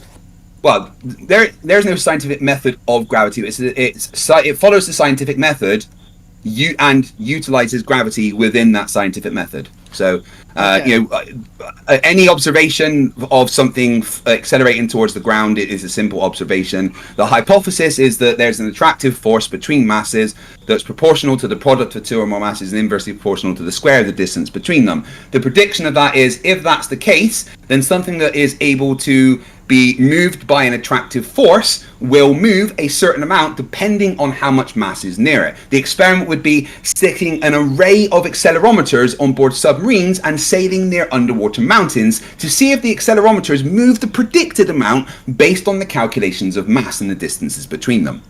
Okay, so you're saying if I dropped something, that is scientific proof of gravity? No, I did not say that at all. I said that's an observation of something accelerating towards the ground. Okay. When did I say that dropping something proves anything? Are you hearing things? Said things accelerating towards the ground. That's called an observation. That's the first step in the basic scientific method, right? Is make an observation. Yes. So I would like you to go on. Yeah. So I observed an acceleration towards the ground. That's an observation, right? Okay, great. So what's next? What's the cause for that observed phenomena? I told you that there's an attractive force between masses that's proportional to the product of two or more masses and inversely proportional to the square of the distance between them. That's my hypothesis. Great. So how did you manipulate this cause? How did I manipulate the cause? I haven't manipulated any cause. I haven't done an experiment yet. That's where you manipulate stuff in the experiment. Yeah, you just said what the cause is for the observed phenomena. So now you're going to... No, I didn't. I gave you a hypothesis as to what is happening. Yeah, which would be the cause for the DV observed. Yeah, and I also explained within that sentence what the IV and DV would be. So, now how would you isolate it when you move to the experimental stage? By putting something that can only be affected by the apparent forces that we expect. And what are those forces? The force created by gravity. So gravity is not a force? Correct, it creates a force. So it's not gravity then, it's the forces... It's the force created by gravity. Okay. Yeah, gravity creates a force. Gravity does this thing. And how does gravity create this force? That's irrelevant. No, the thing is, you are claiming when something accelerates towards ground, this is due to gravity creating a force, if I'm understanding this correct. So that's my hypothesis, yeah. So we're observing gravity, or are we observing the force causing things to accelerate? We're observing an acceleration. I don't know what that is yet. That's just the observation. The hypothesis is that there is some kind of attractive force that is proportional to the product of the masses and inversely proportional to the square of the distance between them. That's my hypothesis. And that hypothesis also includes the IV and the DV. Great. If So, you listen so carefully. then you would. So then it's not gravity. Then it's accelerator Yeah, forces. yeah. Gravity creates that force. Okay. Now remember, we're not talking about gravity. Your hypothesis has nothing to do with gravity. It's got to do with No, accelerator my hypothesis forces. was there is some kind of attractive force. So not that gravity. would be. Yeah, well, that attractive force is created by gravity. Yeah, but we're not talking about gravity now. Exactly. We're talking about the Yeah. attractive forces now. So not gravity. You don't even Yeah, have which to is bring created gravity by gravity. Yeah, so gravity causes this thing to happen. Again, you don't even need to say gravity because you say. I mean, you can call it what your you want, hypothesis- but sorry, your you can call it hypothesis- whatever you want, but that is what gravity is. Gravity is an attractive force between masses that is proportional to the masses and inversely proportional to the distance, the square of the distance. That is what gravity is. No. You can call it what you want. You can call that force whatever you like, but I'm personally going to call it gravity. Sorry. Did you not just 2 minutes ago say gravity's not a force? Gravity causes. Yeah, it's a force that's created by gravity. Yeah. So gravity causes the acceleration. Your hypothesis is simply talking now about the accelerator forces, which is not gravity. Why are you bringing? It's gravity created by into this? gravity. Sorry. Because it's Your created hy- by gravity. Again, my hypothesis is that there is an attractive force that is proportional to the product of the masses and inversely proportional to the square of the distance between them. That attractive force is created by gravity. It is the force of gravity. I don't think you understand how hypothesis works, Craig. When you I just gave you a hypothesis. When- And please don't tell somebody that has completed many different STEM courses that they don't understand a hypothesis. Okay, Craig, you just literally gave a hypothesis that the Yeah. cause of the acceleration is accelerative forces based on. No, I didn't. Okay, so that's exactly what you said. You just keep repeating No, yourself. listen to the words. My hypothesis is that there's an attractive force between the two masses, and that attractive force is proportional to the product of the masses and inversely proportional to how far apart they are, the square of the distance between them. That's my hypothesis, that there is an attractive force. Great. And it is affected in the ways that I said, the IV and the DV. And that attractive force is the force of gravity. Sorry, gravity's got nothing to do with what you just said. You gave a. It's everything to do with what I just said. That is gravity. Sorry, can I break it down for you? You just said, observe natural phenomena, things accelerating towards the ground. Cause the mass accelerating due to a force, due to its mass and the proportional distance. Correct? That was it. Yeah, which is what gravity is. That is Now it is gravity. I thought you said gravity creates that. Now you said is gravity. Yeah, that whole thing is gravity is an attractive force between these objects. That is the force of gravity. It's what gravity creates. So gravity that's can be described. Gravity can be described as something that creates an attractive force between these masses. So gravity. That's So gravity creates gravity. Gravity creates an attractive force. So then it's not gravity then that you're busy with your hypothesis then. It's the attractive Yeah, force. it is, because my hypothesis is that gravity creates an attractive force. But you're not showing now with hypothesis what is creating the attractive force. You're showing what. Yeah, I absolutely am. No. The thing that creates the attractive force is the size of the masses and the distance between them. Not gravity. Congratulations. So. Yeah, that is your cause- gravity creates these things. No, sorry. Because there's a mass and a difference between them, gravity creates the forces that is attractive between No, those things. you just said it was It mass. is what we call gravity. You just said it's mass and it's inversely proportional. And Distance. gravity That's not says gravity. that will happen. That is the predictions of gravity. Sorry, we do Yeah, this from, no worries. You don't need to apologize. we're doing I this- forgive you. We're doing this from scratch without even looking at gravity. Let's say the word gravity never existed. You observe. Okay, this then in I would just describe it as an attractive force. Then I don't need to use the word gravity. I would just say something. Don't know what. Something creates an attractive force between masses. This attractive force appears to be proportional to how big the things are, and appears to be inversely proportional to how far apart they are. Oh, I know. Let's make a prediction based on that, shall we? So, if that prediction is correct, then an accelerometer, a block attached to a string, will react to this attractive force when we move it closer to another mass. Oh, right. How can we experiment on that? I know. Let's get something that goes underwater near a bunch of different masses underwater and stick accelerometers on that to see if the mass of our hypothesis is correct. Oh, look at that. The accelerometers react to the masses around it as we expect. So there apparently is an attractive force between those masses. Oh, wow. What should we call all this? Well, I don't know. What did you say? You said it was created by something. Well, let's say that thing is gravity. There we go. I've just named it gravity. So then it is gravity, not gravity causes the mass restricting mass, correct? Yeah, gravity is what has caused this entire thing. Gravity creates the attractive force between those things. So gravity. If gravity wasn't a thing, then there would be no attractive force between the masses. So gravity causes gravity, according to you? No, gravity causes an attractive force. Just like an engine creates a force. An engine doesn't create an engine creates a force. Just like that, gravity. Gravity? Words.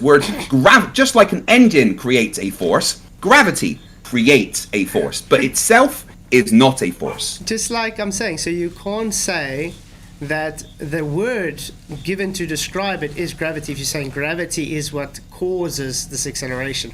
Because now, according to your hypothesis, you have now figured out the cause for the effect observed, the phenomena. That's what you cause. Okay. The distance and the size is so what affects the cause. Force. Now, and that is the prediction of gravity. Because the universal law of gravity is Ft equals gm1 m2 over r squared. Okay. And that says, that states that if gravity is a real, then there will be an attractive force between these masses. Okay. That is what we call, this whole thing happening is what we call gravity. Okay. Just like a car moving is, what we call the car being in motion, thanks to the engine. Okay. So I'm going to try and explain this again. So observe phenomena, things falling to the ground. Accelerating to ground. Cause for accelerating to ground. We see the mass based on is proportional to the distance. It attracts mass. That's what it is. So you've isolated that. Almost right. What the hypothesis is that there is apparently some kind of attractive force.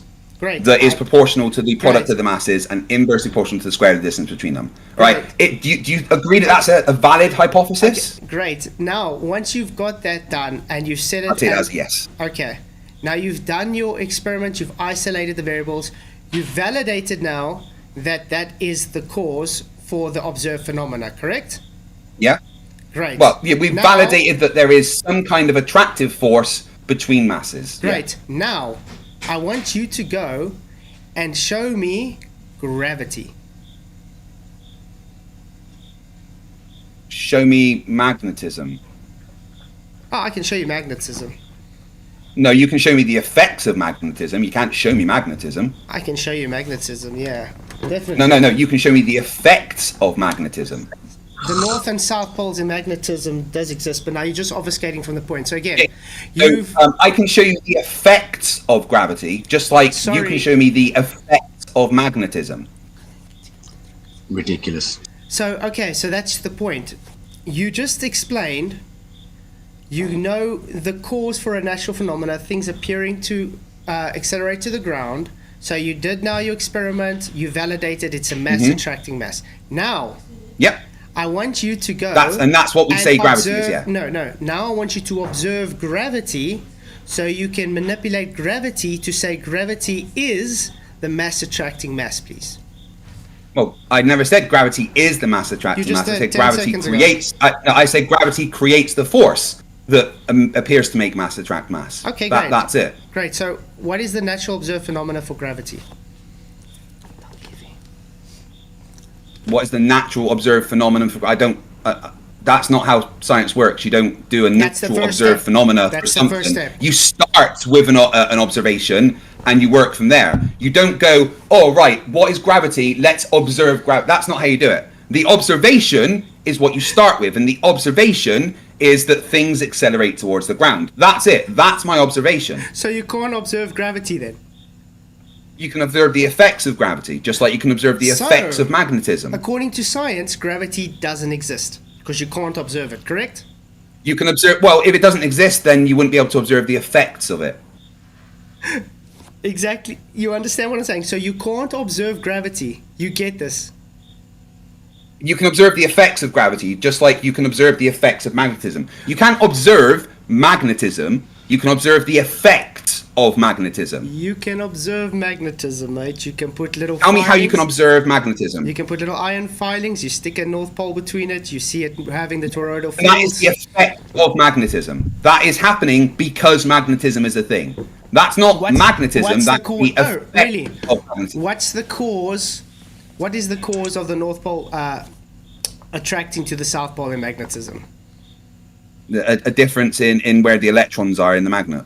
So magnetism. And can you observe that? Can you observe Yes. the electrons being in different positions by looking at it? No, you can't. What you can do is observe the effect of magnetism. You can put iron filings on a sheet of paper on top of the magnet and observe the effects of the magnetic field around it by the iron filings taking the shape of it. But you can't actually observe gravity's the pull. magnetic field itself, only the effects of it. So in other words, you're saying magnetism doesn't exist.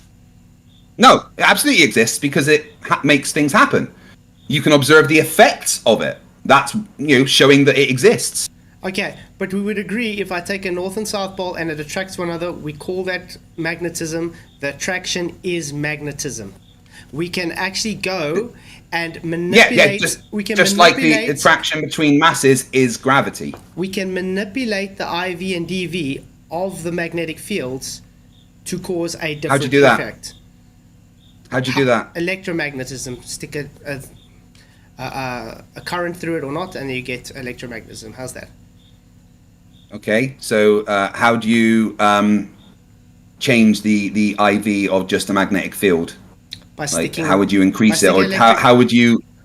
All right, but how would you literally manipulate a magnetic field up or down instead of just turning it on or off? electric Can you do field. that? Electric field.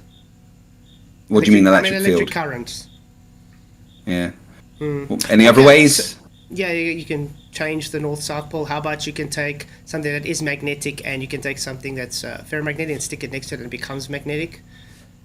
There's Any so other many- ways there's you so can? many- Any other ways you can change the magnetic field? There's many ways you can do it. The point is you're obfuscating from the fact you cannot observe. No, I'm not obfuscating. I'm gravity. asking you questions. You still haven't observed gravity to be able to claim gravity. I've observed to the be effects cause. of gravity, just like we can observe the effects of magnetism. No, you observe the effects of things accelerating, and those effects were forces. No, of that is my mass, observation. The correct? things accelerating is my observation.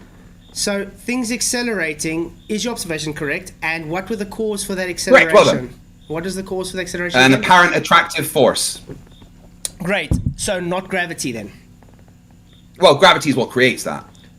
Great. So You now can call it what you tell me- want. All right, now you- let's now you can right tell instead of me- gravity, let's call it unicorn farts. Okay, Yeah. unicorn farts are in fact creating You that seem- attractive force. you seem But to what be we do, trying what we very do hard. know, I'm still talking. What we do know is that there is an Talking over. attractive force between masses that is proportional to the product of the masses and inversely proportional to the square distance between them. We know that exists, and we call that entire phenomenon gravity. Okay. So again, gravity creates gravity then. No, gravity creates a force. So then that's not gravity then, because gravity creates Yes, the it force. goes. Yeah, gravity is called the force of gravity. It's a force created by gravity. Yes. Okay, cool. So please show me observed phenomena of gravity. An acceleration towards the ground is where I would start. No, you said the acceleration towards ground was the mass of attracting mass. That's not gravity. Remember? Yeah, you said that is gravity. you said- That entire phenomenon. No, That entire phenomenon no. of the mass attracting mass, creating a force. That phenomenon is called gravity. No, it is. You just literally said gravity is the cause for that phenomenon. Now we've established the phenomenon. Now Gravity is what I'm creates that now phenomenon, I want you- yes. Now I want you to establish it is gravity what causes that phenomena. You understand? Well, we're just calling that phenomenon gravity. So it's That entire Made phenomenon up, then. is just called gravity. That's the name we've given that phenomenon. Great, so I can call that phenomenon densities then, correct? And you can't. No, because argue against density it. is a different thing. You're taking the name of something else and putting it there. Gravity isn't You're a also name doing that that. is You're for also doing something that. else. You're taking acceleration No. and calling it gravity. No, I'm saying that the cause of the acceleration is gravity. Then you have to prove it's the cause. Well, we don't prove in science, so I'm not sure what you mean, but Sorry. the hypothesis would be validated. So then it's circular reasoning then. You don't have any evidence. No, there's no circular reasoning. I've given you my observation, my hypothesis, my prediction, my experiment, and my analysis. And at the end of it, we have concluded that yes, there is in fact an attractive force between masses, just as we predicted. Or what should we call that? Should we call it attractive force between masses that's proportional to the square thing about? Should we call it that? No, let's come up with a better name for it than that. What would we call it? George? No, I don't like George. What would we call it? Michael? Nah, I tell you what, why don't we call it gravity? Yeah, that's a good name for that phenomenon. Instead of saying all the big things, let's just say, oh yeah, that's what we expect from gravity. Gravity is the name of the phenomenon. It is what is going on. That's what we expect gravity to do. Okay, so if things It's are just the falling- name of it. Okay, That's it. so if a skydiver jumps out of a plane, gravity, he's not free falling, it's gravity. Gravity is why he is free falling. But you just said that's the name given for the acceleration. So now it's not the name Yeah, given well, for the acceleration. that's the name of the phenomenon. No, the name for the Phenomenon. No, the name for the phenomenon is called acceleration. What? No, the phenomenon that's causing that is called gravity. That's Then what we're saying. you have to present acceleration is happening gravity. because F equals ma, right? Because there's an attractive force, like we discussed, and because F equals ma, gravity is the cause of that acceleration. So gravity is the cause of the things accelerating, because gravity creates a force that is proportional to the masses. Okay, F equals so- ma. so let's Very put this- simple. I'm going It's to like you. I'm just trying to say this again. So a skydiver accelerating to the ground is not gravity, it's acceleration. You're saying gravity causes that acceleration. So therefore, Yeah. you have to give That phenomenon is called gravity, yes. scientific hypothesis and experiment for the gravity causing this acceleration. Yeah, if gravity is causing that, then there will be an attractive force between masses that is proportional No, to the square we've to the already product of the masses, and inverse proportional to the square distance between them. That is what gravity is. That phenomenon, that thing happening, we describe that entire thing as gravity. Why are you contradicting yourself the whole time? I'm not Guy, I'm sorry, can we take a 5-minute prelude just so I can quickly stick my generator off to get onto the rail power again? Yeah, sure. No Sure, worries. You can talk to your guys like for 5 minutes, just so I can quickly go in 2 minutes. Just got to quickly put the generator Oh my off. goodness. But this is fun. Sorry guys, I've got to quickly just put the generator off and put the real power on. I'll be back in like try 2-3 minutes. I'll see you guys now. Really enjoying the show, guys. And if you haven't already, please share the show and hit the likes. I'll see you guys now. Yep. Who's this Gregory Burlington in the chat says that he wants to debate me and like I'm scared of him. Gregory, if you're a real flurf, then No just one's scared contact of me and Ray. I'll debate you No one. because I don't No ever one's scared. step away from debates with flat earthers. I'm not scared, Gregory. If you're not a troll, of course I will debate you. I mean, you must like being embarrassed. Well, guys, so far the the super chats and memberships are off the charts. Opens back, okay.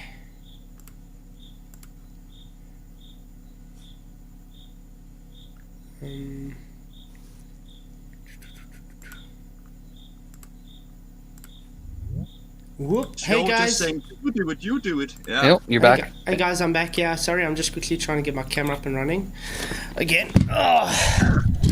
We're just saying he's wasting so much time saying, you do it, you can do it. Here's the link. He just wastes time because he needs the show to end fast because he's lost. And Yeah, he but you knows see, it. he can't bring it up because he knows as soon as he brings it up, I'm going to break it exactly like I'm breaking his gravity argument right now. And then he will just keep speaking over you constantly, so the show stop, has to end soon. Well, you want to know something? Those gravimeters, they say that it's picking up gravity, Uh-huh. but it's not. Nope.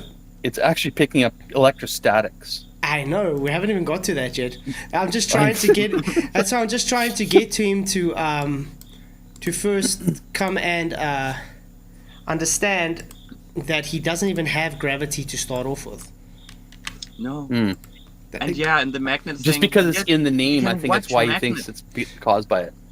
We can actually sit and watch magnet effects. We can watch it and see it happening. You know, you can't do that with gravity, where you can explain it and, you know, you can look at it and explain at the same time, this is what's happening. Because he goes into all these kinds of forces that creates gravity in the first place. Like, gravity creates them, but where are they? Okay. Show them creating gravity, first of all. Yeah. Okay, guys, I'm going to quickly go back to him, and then on the pre-show, you guys are going to wait. We're going to probably not go on too long still, but yeah. It's insane. Okay, thanks, guys. Todd Ferguson, Hey. Flurfman, hello. Hello. Right, we'll get back to the super chats in a bit. You know what? You read your super chats quickly. I'll read mine as quickly as well. It's fine. Okay, 2 I've got a minutes. few more. Okay, shot. Okay, guys. Yeah, I'm gonna read my super chats too. Thank you very much, guys, for your super chats. Where are my super chats now? Ah, there we go. Share your screen. Yeah. Am I sharing the screen? Am I sharing it? Yes, I am. Okay. So Space Miner, thank you very much. Time to prime the tip for pumping phasing. That was before. Thank you very much. I figured out how to air pressure and breathe. Thank you very much, Lumpy, for your $5. Thank you, Jonah, for your $10 super chat. Someone in Japan, someone in Australia looking at the moon at the same time. Australia seeing the upside down. And someone must be somewhere in the middle of the Earth seeing it flip. Exactly. Thank you very much. And LJ, thank you for your $2 super chat, mate. He says, how did FTFE clown isolate gravity from electrostatics? He didn't. We didn't even get there yet, but thank you very much for your super chat. And Face Reality, it's good to see you, mate. Thank you for your $5 super chat. Really appreciate it. He says, gravity's main purpose is to explain why people and water can stick to a huge spinning ball in outer space. Without gravity, there's zero logic to it. Exactly, mate. Exactly. Thank you very much for your super chat. Really, really appreciate it. You guys are awesome, and I hope you guys are enjoying the show as much as I am, because I'm getting him to contradict himself constantly. Having a good laugh. And my board is getting so full. It's crazy. I'm going to have to start with interruptions, you know, feering out. Oh, okay. yeah. Isn't there a backside to the board? That's a whiteboard. Okay. Okay, let me quickly start with him. Talk now. Who's a good puppy? Okay. Come on, let's say hello to everybody. Gotta share Just your screen on Element. saying hello, getting my doggy to say hello to everybody. Take a screenshot. Commander Riker's getting big, isn't he, guys? The Look board at the when it's size full, of this beast. Then empty it Say off. hi, and, Riker. so you can count it after. Mwah. Love you, buddy. Okay. You ready? God. Yeah. Guys, when I got Riker, he was 9.25 pounds, and he's now 17. Sorry, kilos. He was 9.25 kilos, now he's 17 kilos. Big dog. He's as heavy as Greg. Is Terry Riker your dog? Commander Riker. Okay. So, yeah. Right. Where were we? Sorry about So that. yeah, that's all right. So I guess the best way to describe this to you, Emma, can you come and get him back, please? Thank you. Sorry. Right. So the best way to describe this to you is gravity is a property of mass. Right. The effect is what we call the force of gravity. Colloquially, the entire thing is just termed gravity. It's just nuances of the English language. And there really is no need to argue about specifically how the English language works. Those things I've described with the mass creating the attractive force, we just call that shit gravity. Yeah, but that's the thing. You're saying it is gravity causes it. And then when I ask you to, okay, so how do you observe the gravity causing this? You tell me, no, that is gravity. So you're contradicting yourself because you're saying it causes gravity, but it is gravity. Yeah, but that entire thing happening, that is gravity. No, You know, you can call it what you want. You can literally just name it whatever you want, right? But we call that attractive force the force of gravity. So then you manipulate when Gravity is creating it. Here's the thing, right? And this is the thing that people get really, flat earthers get really excited about, is that we don't know entirely what gravity is or why it does what it does. We don't know all the reasons. What we do know is that there is an attractive force between these masses. right? And it's measurable and it's used in industry, right? We might not know the exact cause of gravity. We you know, that's fine. These are answers we're still looking for because science never claims to have all the answers. But what is going on, whatever is the underlying cause of it, we call that entire phenomenon gravity. It's just what we call it. We don't know what it is. We don't know exactly. Gravity in the first just place, like we don't know. years ago, we didn't know what was causing magnetism. We could still measure magnetism, we could still use magnetism, but we didn't really know what magnetism was. Now we do know what magnetism is. And in the future, we might know more about what causes gravity and what gravity is. But right now, we don't have all those answers, but we know that there is an attractive force that can be measured. And the placeholder name, if you like, is gravity. No, but that's the issue you got. You just because you're saying it is gravity, but you're saying it's gravity that causes gravity, that's the contradiction. You can call it unicorn farts if you want. The problem is you've literally just gave observed phenomena, which would be acceleration. You said the cause of this acceleration is due to the mass, attracting mass, just proportional to its distance. Great, you've done proportional to the mass and inversely proportional to the square of the distance. Whatever. So then you've done this. Yeah. You've isolated the variables, which was the mass and the distances. Great.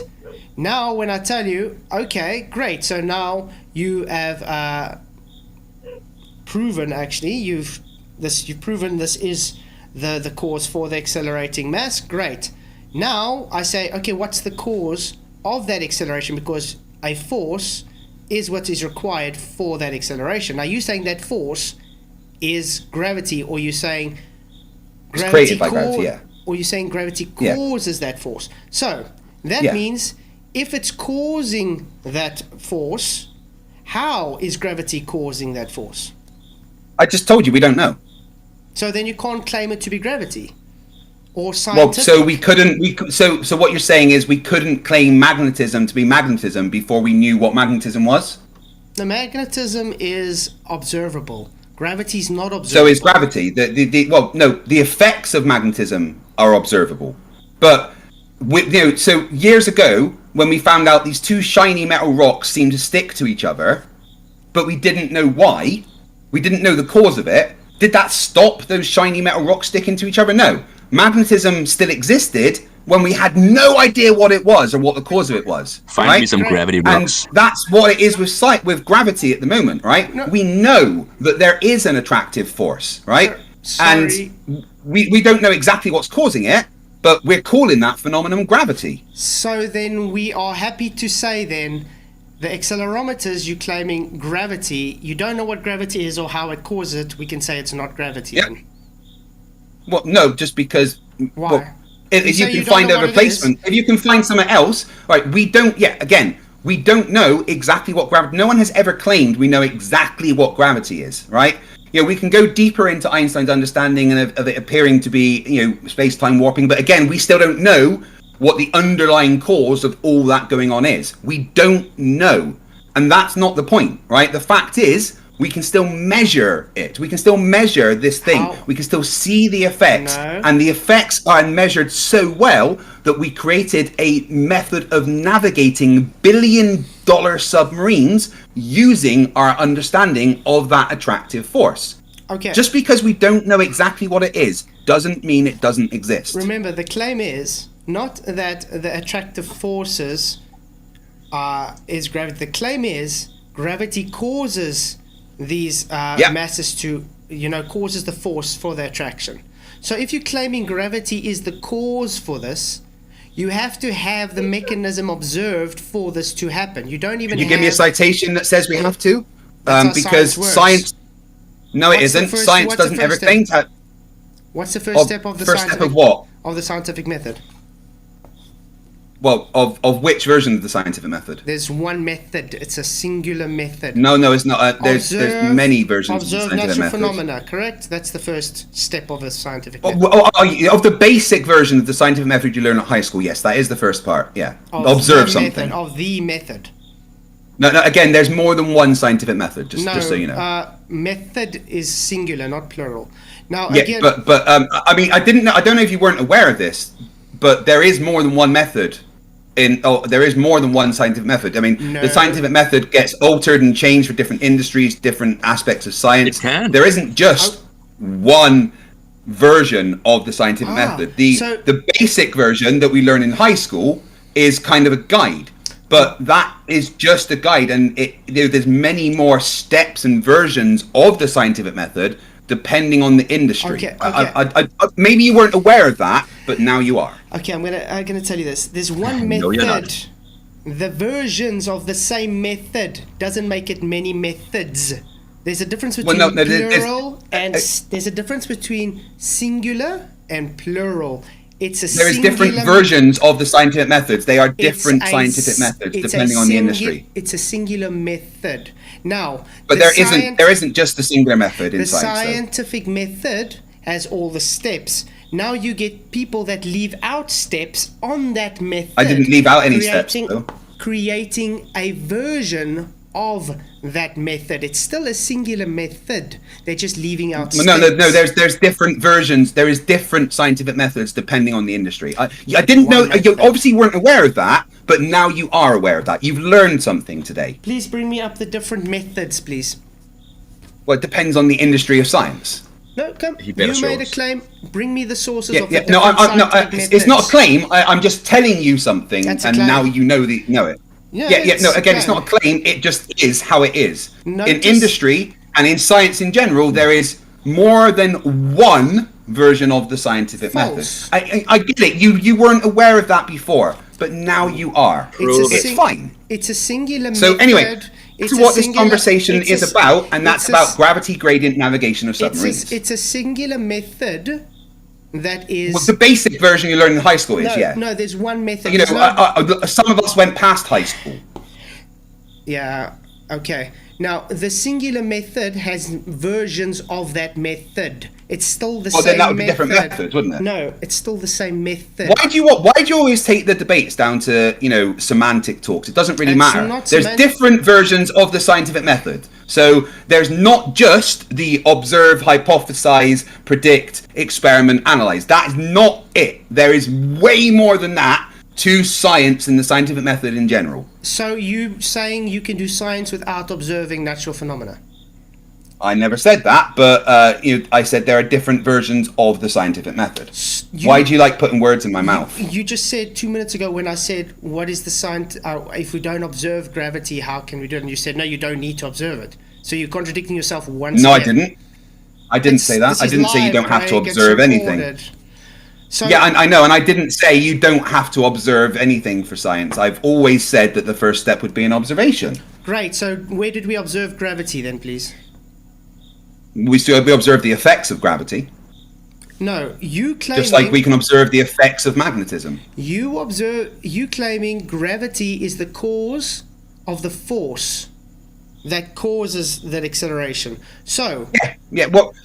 Again, we don't know what gravity is, but Sorry. we call that entire phenomenon gravity. Later on down the line, we might be able to figure out exactly what the cause of it is. We don't know right now, but we know that there is an attractive force between the masses, and we are saying that, well, that's caused by something that we're going to call gravity. Don't know what it is yet, but let's call it gravity. Just like in the past, they could measure an attractive force between things that now we call magnetism and we understand. That doesn't mean that when we didn't know the cause of magnetism, it didn't exist. Sorry, And magnetism... just to go back quickly, I'll give you just a few versions of the scientific method. There's the basic version, which you know about, obviously. There's the engineering scientific method, which goes define the problem, background research, specify requirements, brainstorm solutions, choose the best solutions, do development work, test the solution, communications. There's the experimental scientific method, the descriptive scientific method, the theoretical scientific method, the qualitative scientific method, the quantitative scientific method. Different fields and types of research might emphasize different steps or approaches within these general frameworks. So now that you know that there's more than just the basic scientific method, you have extra knowledge. Sorry, we were talking about natural sciences, correct? Show me where gravity When did we say we're talking about natural sciences? And Observe could you explain what natural science is? Is gravity not natural now? I never said that. Well, gravity. But when did we say we were talking about natural sciences? When we talk about You know what nature, natural in science means, right? Yeah, when we talk about nature, we're talking about natural sciences. Yeah, and what does natural mean in science? Nature, observed natural phenomena. And what does natural specifically mean in science? Natural. It's not man-made. Yeah. I don't want the colloquial definition of natural. I would like the not synthetic. The scientific definition of natural. Not synthetic. Sorry? Not synthetic. No. What's it? Natural in science means anything of physical matter or energy, and that can include that can include mankind, the products of mankind, and human civilization. Can you bring up that? So it doesn't. Can you bring up that reference for us, please, on screen so we can see it? Yeah, I do it all the time. Do I really have to do it again now? Yes, please. They actually say that. Why, when I've done it before? Because I like to see it, please. Because you haven't brought. I've shown it you before. I've literally shown you this before. You haven't brought up one thing yet that you've. Yeah, all right. Anyone, because I don't need to. Anyone can go and look at what natural means in science. Again, we don't need to have an argument about what words mean. That's just what natural means in science. If you didn't know before, now you do. Just means anything that comes from nature. Yeah, it just means anything comes from nature. Exactly. No, not anything from. Well, yeah, but mankind is part of nature. So you say what at your type? What natural means in science? Yeah, what does natural mean in science? Within science, the term natural refers to any element of physical universe, whether made by humans or not. This includes matter and forces that act on matter, energy, and constitutes the biological world, human society, and the products of that society. Great. Exactly what I just said, yeah. So not synthetic then? Humans don't make synthetic things. Okay, I did double speak there. But they make them from things in nature anyway. But they use natural. Sorry. Yeah, but look, it literally says the products of human society, right? And that means anything that we make. Great. Buildings, plastic, paper, anything of physical matter or energy in the entire universe is considered natural in science. Okay, I'd agree with that. I was wrong there, sorry. But let's go on back to where we were. Before you do that, Flatzoid, I just want to say I very much appreciate what you just did there. All right? Thank you very much for doing that. That is the first time, I think, in these conversations that you have gone, yeah, I was wrong. You're right. That's just a brilliant conversation that helped take the conversation forward, and I very much appreciate you doing that. Okay, thanks. Now, back to the point. So if you can't observe gravity and you don't know what gravity is, how are you able to make the claim that it is gravity doing what you're claiming? Because that's what we're calling gravity. But you don't know what it is? We're saying that... You don't observe it, you don't know what it is? Okay, but we're saying the entire phenomenon of mass attracting mass, according to what we discussed. We're just calling that entire phenomenon gravity. Right? Again, just like I explained in the past, we would call the phenomenon of two shiny metal rocks sticking to each other magnetism, but we might not have known what magnetism was or what the cause of it is. But that doesn't mean that it's not science. We are at the point in science with gravity where we're trying to figure out exactly what it is. But what we do know is that there's an attractive force between these things, and we are calling that phenomenon gravity. Okay, maybe I can do it this way. With magnetism, even before we knew what it was, we could observe it. We could observe the effects of it. Gravity's observed, mate. You can take a North Pole. Well, the effects of gravity is observed, it right? attracts each other. That's observed, okay? You are claiming gravity is not observable. You don't know what it is, and you're just giving it gravity causes gravity, which is a contradiction in itself. That's what I'm asking. You kind of strawmanned me there. No. How can you take something... Yeah, you very much strawmanned me there. How can you take something that you don't know what it is, it's not observable, and you're just circular reasoning by saying it is gravity that creates gravity? How can you just claim that? That's just circular reasoning. Again, we're not doing any circular reasoning. We are saying, here's the phenomenon. This is physically happening. There is a force that makes mass attract mass, all right? And that is proportional to the product of those masses, inversely proportional to the square of the distance between them. And we are just calling that entire thing, that phenomenon, that process, we're just saying that's gravity. You know, that's what it is. You know, that's just the name that we have given that thing. So, but the cause of it, the exact cause of gravity, yet we don't know. Great. We can observe the effect. Hold on, let me finish. We can observe the effects of gravity. The effects of gravity is that there's this attractive force, just like the effect of magnetism is the attractive force between them. We can't observe magnetism itself. We can observe the effects of magnetism, just like we observe the effects of gravity. Sorry, you can call it what you want. It doesn't matter. Where are we observing? It's gravity. Where are we observing the effects of gravity, please? The mass attracting mass. No, that's an effect of gravity. No, that's acceleration. You literally said. Well, you said that's if there's acceleration, then there's a force because there's mass, and we are calling that entire phenomenon. We are calling that entire phenomenon the acceleration, the attractive force, all of it. That entire phenomenon is just called gravity. Okay. Which they can prove. What would you like to name it? What would you like to name it, Flatzoid? Okay. Would you give me 1 minute just to make a statement to try and get everything? Yeah, but just tell me first. What would you like? What would you like to name it instead? If you don't want to call it gravity, what do you want to call it? Okay, just give me 1 full minute that I can just give my statement out. Okay, so you can maybe try and understand, because this is going to go in circles the whole time. Okay, you are claiming when we see an acceleration like a skydiver falling to the ground, it's mass. You would say the cause is the mass causing attracted to mass, inversely proportional to its distance or whatever. Great. Now you figured out the cause for that acceleration, which requires a force. You then made a claim that the force which is causing this acceleration is gravity. You can't now say the acceleration between the masses is gravity if you're saying the force is caused by gravity, which causes this. So gravity can't cause gravity if you don't even know what gravity is, and you've never been able to observe it. Now, the problem you also fall with is, based on today's science, quote-unquote science, which isn't science, it's not a force, so you can't claim it to be a force anyway, and it's not observable because it's in the fourth dimension. So you sit with the catch-22 problem here. You don't know what gravity is. You claim it to be a force which causes the acceleration, and not a force at the same time. That's not observable because it's in the fourth dimension. I didn't ever claim that gravity is a force. Please stop putting those words in my mouth.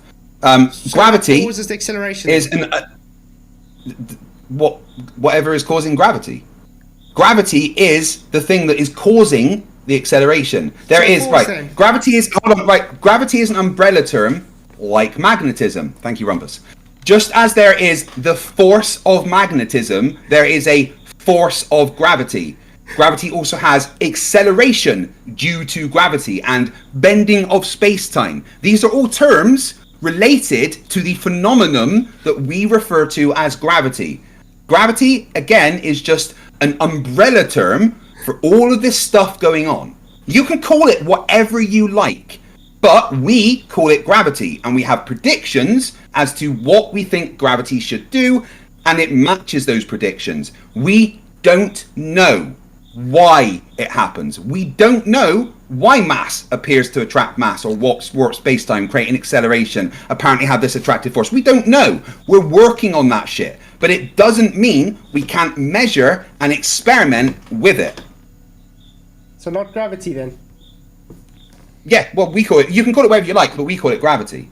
So, remember, what is F equals ma? It's the very basic principle of physics. Force. So you require force, which equals a mass to accelerate. Yes. We know that F equals ma. Great. So if you're claiming a mass is accelerating due to a force, and you're claiming this is due to gravity, you are claiming gravity to be a force, correct? No, gravity creates a force. So then you have to go and present gravity creating a force. So Observe natural phenomena. Yeah, that's for what gravity. happens. That's what's going on. Observe natural phenomena for gravity creating a force. No, you're doing the scientific method backwards now. No. He's like observe taking the natural magnet phenomena. away from magnet. No. You don't go. Oh, right. So I'm looking into gravity. Let's start the scientific method and go. Oh, observed phenomenon for gravity. No, that's not what happens. With the scientific method, you start with the basic version of the scientific method. Anyway, you start with an observation, and then you go. Well, I think it might be this. Let's see if I'm right by making a prediction and experimenting on that. Okay. What you've done for this entire discussion is get away from the fact that everything that we understand about gravity has allowed us to create a real-time navigation method that works in the real world. You can call it whatever you like. We call it gravity. One thing that I would really like you to explain, though, is you claimed that the accelerometers on board the submarines were reacting to density of objects that are nowhere near them.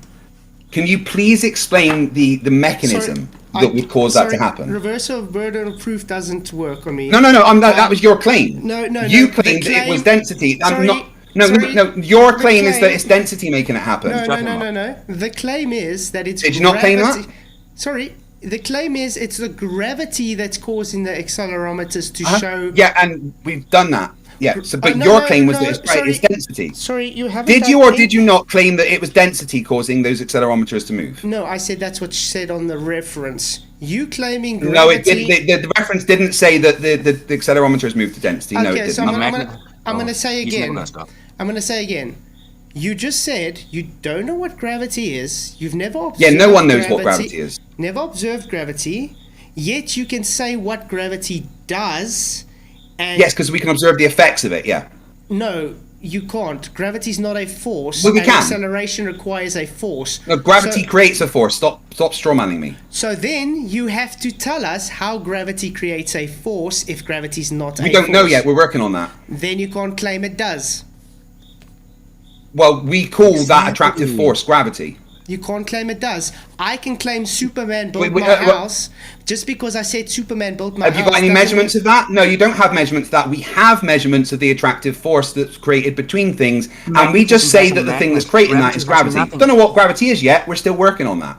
Again, you've never observed gravity. You claim it's not a force. We've observed the effects of it. You've claimed it's not a force, yet you require Yet you require a force. The force created by gravity, the force of gravity, yeah. To cause no problem. So gravity is a force now? It creates a force. How? Don't know. So then how can you make the claim if you don't know? Because we're still figuring that out, but that then attractive force, we are currently, we don't know what creates that attractive force. We don't know what it is. We are currently calling it gravity.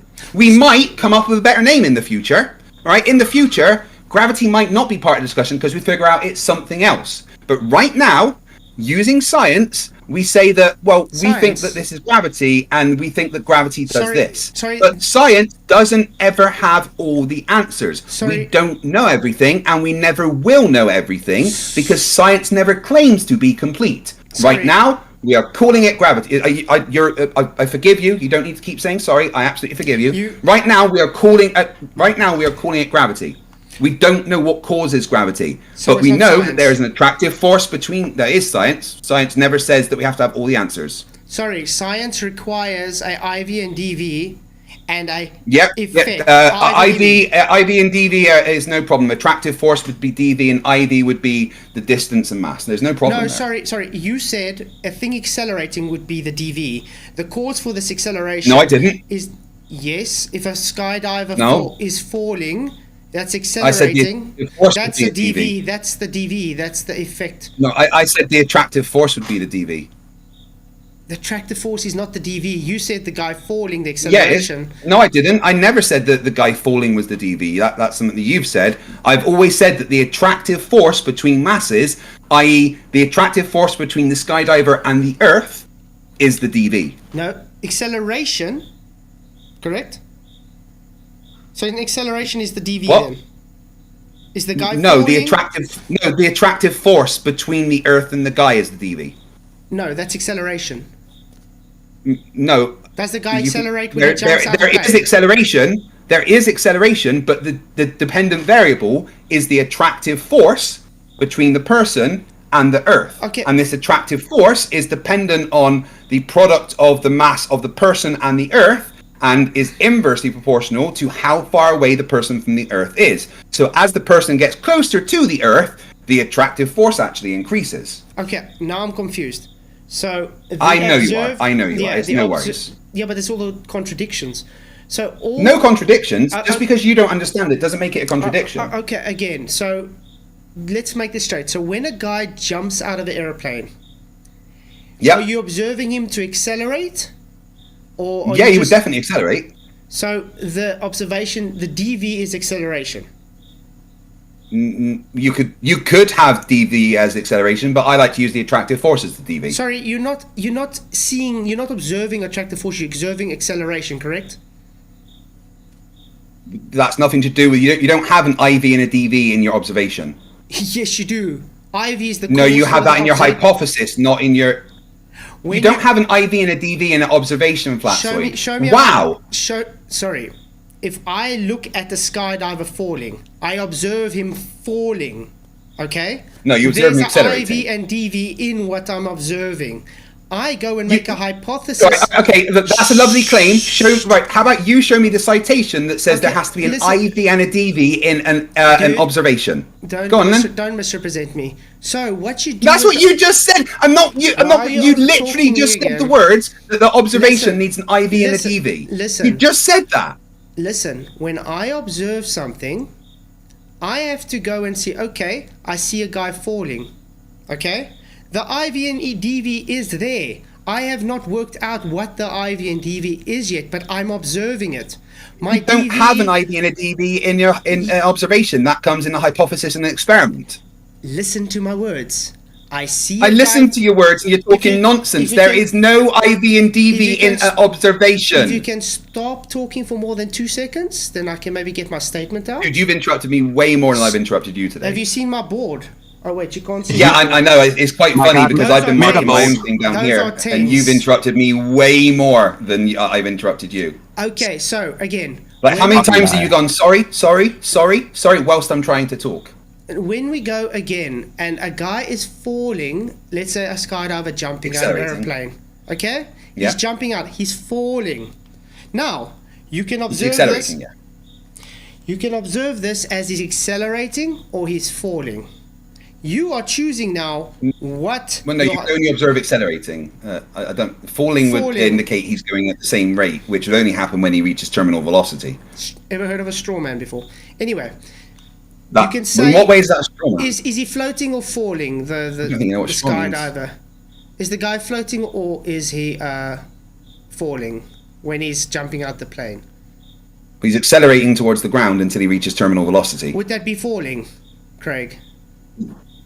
I mean, you colloquially could describe that as falling. He's definitely so same accelerating. thing. So they stop playing semantic games. The guy's falling. Okay. Oh yeah, it's not nice, is it, when you play semantic So- games? Because that's literally what you do the seem to be- entire You time. seem to be getting triggered because you keep contradicting yourself. So Dude, anyway, I'm laughing like fuck. yeah, because He- you're he's cognitive trying to pain, run yeah. away. Yeah, he's running. He's trying running to- now. Yeah. Cognitive pain. Okay, That's a new so- one. Well done. Okay, so can you maybe keep quiet for a few seconds so I can give my statement again? Would that be fine? Sorry. Okay. So when the guy Sorry. jumps out of the plane, you observe him to be falling or accelerating as you want to. Okay. Mhm. There is an IV and a DV in this observation. You don't know what it is Why? yet, because you have to have a cause for the effect observed. That guy falling or accelerating is the effect you observed. Now, when you create your hypothesis, You're just have to making say- up your own science here. Sorry. Now, when you make your hypothesis, you want to figure out the cause for that effect observed, aka the DV. Yeah, the guy falling or accelerating is the DV. So when you make the cause for that falling, which you said was mass attracting mass, which is inversely or whatever proportional to the masses and distance, you made a prediction based on a cause for what you observed in nature. Now, if you're claiming to have validated that hypothesis, we've done the experimentation, the mass attracts mass, great. Now, you say gravity is not a force, but gravity causes that. Where did you observe gravity to be able to make the claim that it causes that? That's my issue. The effect of gravity is that there's an attractive force between masses. We're just saying that it's called gravity. That's the effect. We observed the effect, and this effect we call gravity. But just in the meantime, could I please get a citation for this version of science you just made up?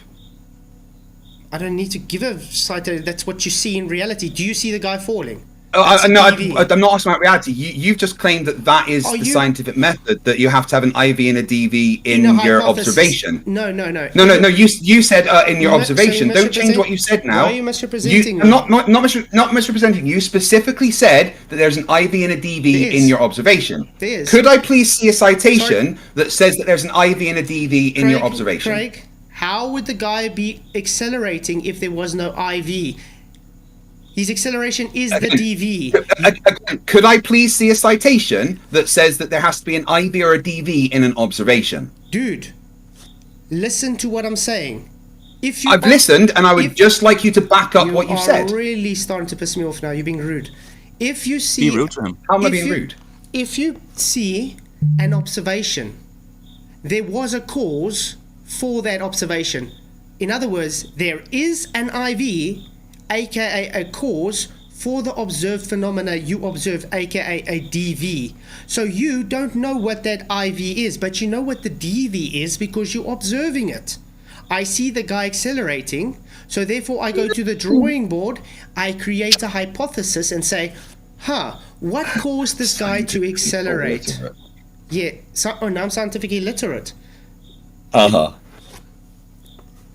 You guys have just seen live our guy that contradicted himself all night doesn't even I've not contradicted myself once. Hey, can we just address your chat a sec and the ones that think I hit women?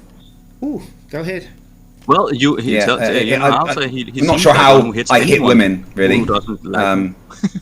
If you're referring to the thing that I got charged for, poking a woman with my walking stick when she came at me screaming and swearing, then sure, I guess you could say I hit women. If defending myself is by lifting up my walking stick is hitting women. But more importantly, I would like to ask your chat why they're being misogynists and think that hitting women is something special. Should women not be treated the same as men? If a woman is attacking you, should you not be able to defend yourself? Are all of your chat very sexist? This is a question I would like to put to your chat. I wouldn't agree with you there. I would have to treat a woman differently because a woman is definitely doesn't have the same hormone level as a testosterone as a guy. Although you do get women that can beat a guy to a pulp if you wanted to.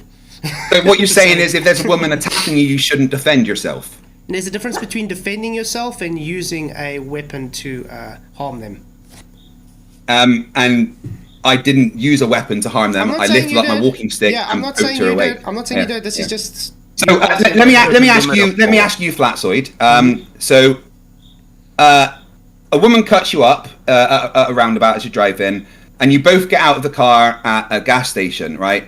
And you politely go to that woman and you say, "Look, I don't know if you realise, but you cut me up there." And then this woman starts screaming at you, calling you all sorts of names, and then really angrily comes towards you. You don't know what's going to happen. You've got a walking stick in your hand, and would you find it okay, morally, to lift that walking stick up to stop the woman coming towards you?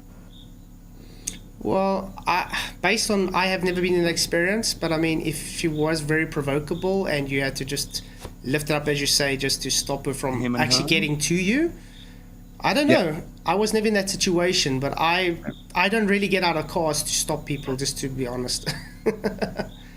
I mean, I was getting my fuel anyway, and so we just both happened to pull into the same gas station, and then an argument ensued.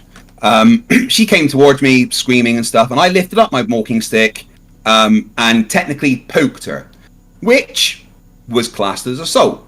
she got charged with threatening and abusive behavior, causing fear and alarm. I got charged with some kind of minimal assault and was like, I think £100 I had to pay. But the people that are going around right now saying that I beat women, I find that fucking hilarious. Okay, but yeah, anyway, we're just obfuscating straight from the point again about gravity and stuff. I know, I just wanted to address your chat and the things that they were saying, and wondering why all your chat is so misogynist and sexist is strange. Okay, so you would agree then if it would be unfair of me if I took the same observations you did of gravity and said, sorry, it's not gravity, it's let's say relative density to equilibrium. I'll call it that. Well, if you can then make a prediction based on what you say relative density I'll use the same disequilibrium mass. should do. I'll use exactly the same mass as your gravity, but so you're just calling gravity something different, right? Yeah, listen, I can just call it that.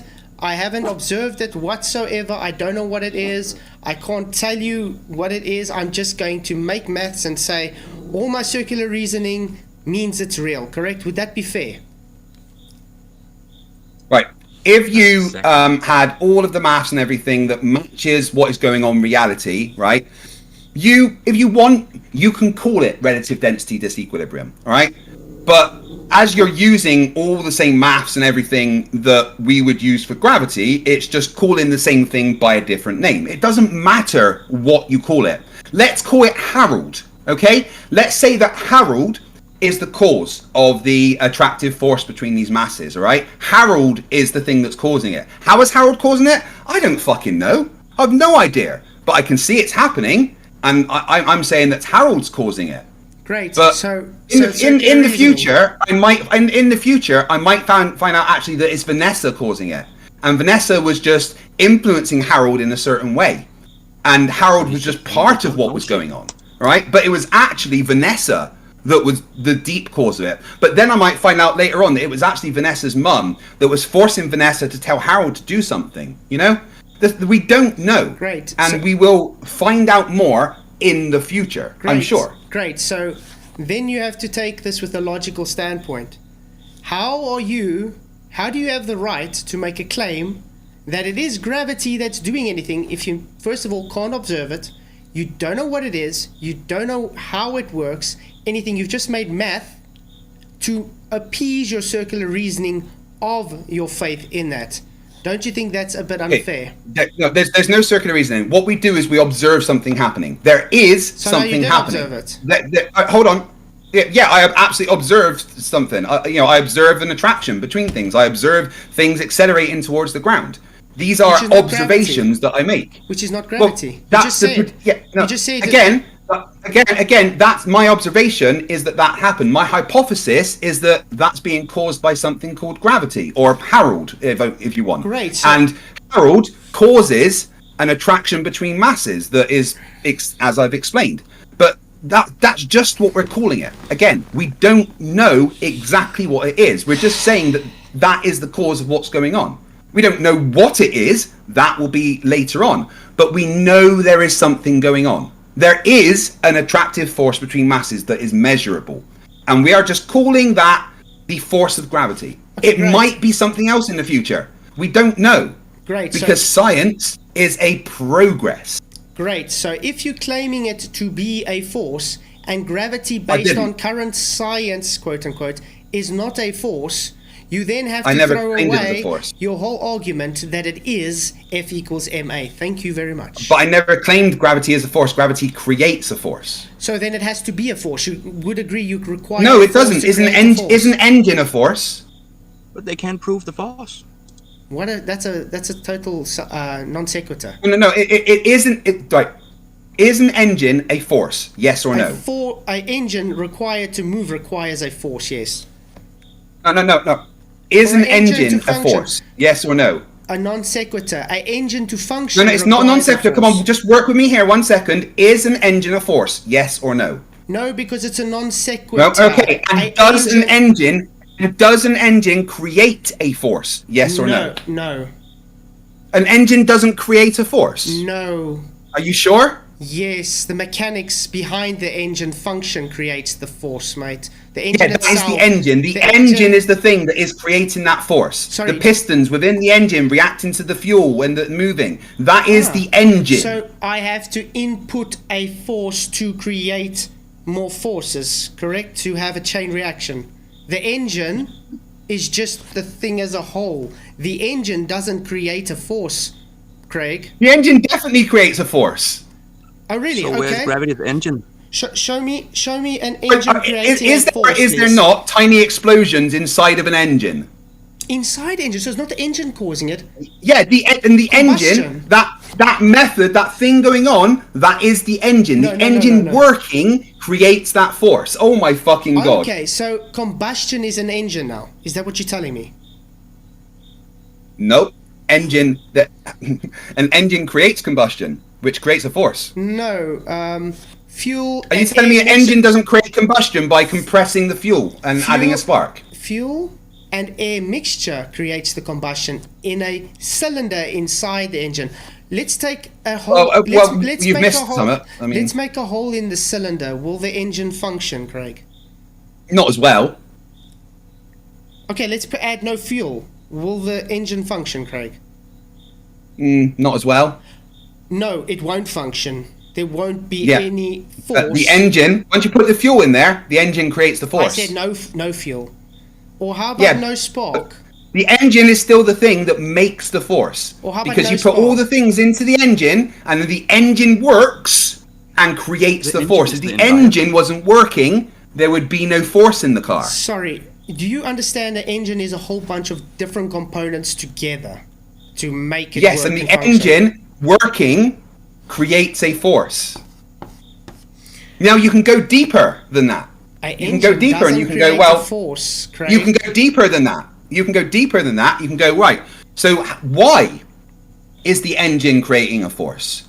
Well, the engine's creating a force because there's combustion and a cycle of air coming in and exhaust being pushed out and fuel coming in and being compressed. So why does that make the force? Oh, well, we can go deeper than that and we can look at the chemical elements of the fuel and go, well, the fuel actually has these components in it that are combustible under certain conditions. We can go even deeper than that, and then we can look into the atomic structure if you want, and deeper and deeper and deeper. But on the base level, the engine in the car makes the car go. The engine is the thing in the car that makes the force. Okay, so if I take the engine out of the car and I stick the car on a downhill and let it freewheel, did the engine cause the car to go forward now? No, that would be gravity. No, that wouldn't be gravity. Remember, you said you don't know what gravity is. Gravity is not a force. Gravity creates a force. Listen. You require a force for an acceleration. And gravity creates the force, yeah. So then, based on gravity creating a force, you have to tell me what gravity is and how it did that, please. Why do we? Can you please give me a citation that says I have to do that? Yes, because you made a claim. But can you give me a citation that says in science I have to tell you how everything works all the time? In science, the main principle is to figure a cause for an effect observed. We're still trying to figure out that cause. But you haven't even observed it to figure out that cause, Craig. We've observed the effects of it, and we're trying to figure out why that happens. You just said you never observed it. How can you say... We've observed the effects of it. I've said that many times. No, you've observed an acceleration. Which is an effect of gravity, You're placing circular reasoning... No, there's no circular reasoning. Gravity is why these things happen. We just don't know what gravity really is yet. Then you don't know. Then you can't claim it if you don't know what it is. You've never observed it. Well, all of these things match the predictions of what we say gravity should do. Again, circular reasoning doesn't make no circular reasoning. Real. We say whether you say it's real or not, we have predictions that are based around what we say gravity should do, and those predictions always work out. Specifically, in gravity gradient navigation done by submarines. The gravity gradient navigation done by submarines applies all of our knowledge of gravity and a lot of our knowledge of engineering and puts them together to make a useful, real-world technology that is used every single day. You can call it whatever you like, but we, normal people that understand physics and science, we call it gravity. We say that gravity is the reason these things happen. Gravity is the colloquial umbrella term for the force of gravity, the acceleration due to gravity. gravity's All not a these force. things are just part of the overarching phenomenon of gravity, which is still And he's under not scientific investigation. Simple as that. You do know that if you had to go to a normal person and tell them, just believe me on what this is, and they ask you, okay, where did you get this information based on this? And you tell them, I don't know, I've never seen Measurements. it. I've never seen it. I've never been able to observe it. I don't know I've what seen it the is. effects of it. I don't know what it is. I've never. All we're saying is, I see an acceleration, and therefore I say it's this because I have to say it's this. Therefore it's that. No, because it matches our predictions. Now I'm making maths based on this belief system, have the circular reasoning logic based on it, so therefore it has to be what I claim it to be. Do you know the person will look at you like you're insane? Yes. No, they would. If they understood science, they would go, Not there. right, okay. All right then, if you say so. And maybe if they then studied science, they'd understand what we were talking about. I mean, and I don't want us to come out nastily, Flatzoid, but you've never studied science, so you obviously wouldn't understand the nuances of science. Usually, person does science when you go through school, correct? Okay, you've never studied science in higher education. And yet I have to teach you what scientific method is. Well, you really That's don't have to teach me weird. because you're wrong about everything you say. I tried to teach you. Notice, I mean, if you ask any scientist in the world which one of us is right, they're going to say me. What's a scientist? If you ask Greg? people that work in the industry that uses gravity who's right, they're going to say me. If you ask the people that use gravity and the knowledge of gravity to find minerals underwater and underground, which one is right, they're going to say me. You can say what you like. You can say, oh, we don't think that's gravity. I don't like calling that gravity. All you like. It doesn't change the fact that that's what we are calling it. Later down the line, we might have a much better explanation as to exactly what causes it. Right now, we know there's an attractive force between masses, and we say that is caused by gravity. That's Simple. False. Now, I think that this conversation has gone round in circles more than enough, and it's probably time to end it there. Yeah, but one more point, though. By the way, I just have to say, if you knew what a scientist was, you wouldn't be saying what you just said. Secondly, I know what a scientist is, and it's not what you think. And gravity is not a force, because if you're saying gravity is a force... Never said it was. Gravity creates a force.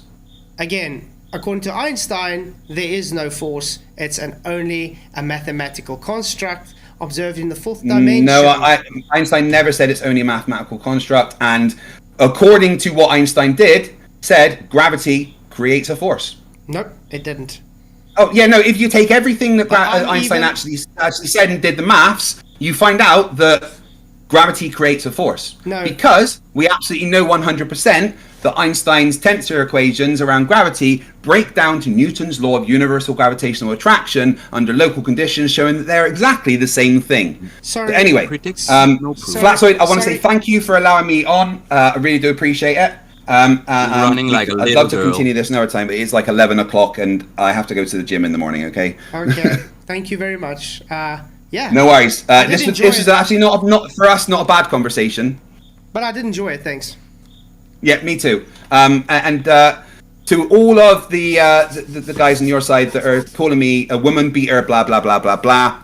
I'd just like to remind you all that Nathan Oakley got fired from his job at Cord Electronics for fighting with the manager after stealing one of their cars. Okay. Okay, so Anyway, yeah, good thanks night. for coming. I'll catch Cheers, you all mate. later. Enjoy the rest of the evening. See you later. Bye. Cheers, cheers. Wow. Wow. What do you have to say about that, guys? Oh, what a little girl running and crying all the way through. That was special. He was lying so much it wasn't even funny. I just gotta quickly read the last super chat out by LJ. Thank you very much. $2 super chat. He says Tarzan would never think Earth is a spinning ball. Exactly, I 100% agree. But how much times did the guy contradict himself? That's like insane. But anyway, let's quickly just count on my board how many times the guy obfuscated, and I think there was a few that I even left out that wasn't Just add even 10 counted. to it. But anyway, interruptions. 10, 20, 30, 40, 50, 60, 70, 80, 90, 100, 110, 120, 124 times interruptions. I think there's more than that. But there was more. As I said, there's some that I never... And obfuscations. 2, 4, 6, 8, 10, 12, 14, 16, 18, 20, 22, 24, 26, 28, 30, 32, 34, 37 obfuscations. Oh, but he never did that. Never. Wow. Oh That's my god. crazy. And the more you are right, and the more he doesn't know what to say, he just keeps talking over you and, you know, sounds confused, making up stupid things, repeating things that makes no sense over and over. And try to make you look stupid all the time. And all we got And was... he looks so dumb when he does it. It's so obvious. But think about it. He's if you such go... a moron and doughhead. Yeah, but I mean, He's think done. about it. He's done, and he doesn't. And he knows he's done. He's the Dunning-Kruger. He's literally done. Dunning-Kruger. I mean, the guy comes here, tells me that, no, we don't know what gravity is, but wants to tell me it is gravity. We've never observed gravity, but we observe gravity. What? Yeah. Gravity creates gravity creates a force. But And that the would force, require we a don't know force. where it comes from at all. But don't you require a force to create a force? Yeah. So then gravity would have to be a force. And according to Einstein, gravity is not a force, so it can't create the force to cause the acceleration. It's a force creating a force, but it's not a force, so there should be no force to create. This is crazy. It's talking around. Oh, shame, guys. Circular We got a butthurt guy in JL. To all the flat earthers, please don't reproduce and let your genes die with you. That is how you know you can help humanity. We live in an age of info, and all you still is ignorant monogloids. You see what a bigot is, LJ? You might need to look that up, because it's not something to be proud of. And Being too stupid to research is not something to be proud of too. I think we both saw who the one was knowledgeable here tonight. The one who was caught out the whole time contradicting and showing they don't actually have anything other than faith and circular reasoning. Oh, and obviously over-talking and obfuscation tactics. But the funniest thing to me tonight was an engine is a force. That was hilarious. Wow. Like the fact that he said that if you don't put fuel in it, will the engine work? He goes, not well. And I'm like, what? It won't work. It doesn't work at all with the fuel. I don't know where planet you're from. No fuel. Or you need spark and fuel and air. You need those three elements for an engine to have combustion to work. If you don't have them, it doesn't work. No. And here we actually have the machine to prove that something is creating a force. You know, they don't even know what their machine or force That's creating a force is. But you see, that's the whole thing that this broke down to. He was making a claim that the gravimeters work with gravity. So then I broke it down and said, okay, fine. If you make that claim that the gravimeters are working with gravity, what is gravity? Prove it to me scientifically. He couldn't. He can't. No. Yeah. He couldn't even bring up one citation for me, hypothesis and citation, an experiment. He said just go to McToon's the whole time. He knew, because if he goes to it, we're just going to tear it apart like we always do, because it's not a hypothesis and scientific experiment. This has been shown many times. McToon's joke of a website is just it's actually just a Globy Bible faith book page. That's all it is. It's them preaching their faith to everybody. That's all McToon's page is about. There's no actual evidence for anything there other than them preaching faith for the globe. Isn't McToon literally just called Big Cartoon? You know, that's literally his name. A big cartoon. You know? Very unreal name. Mac. That's McToon. big. Yeah, but he says it's MC-Toon. He doesn't like when people call him McToon. Yeah, but he's a big cartoon. But I see, guys, we had 115 votes. Not bad. FTFE will present science for gravity. Not a chance. No, that's a no. 77%. Wow. Yes, because faith, 23%. By the way, both of them mean the same thing. It means he won't present, which he didn't. And I constantly gave him the opportunity to do so.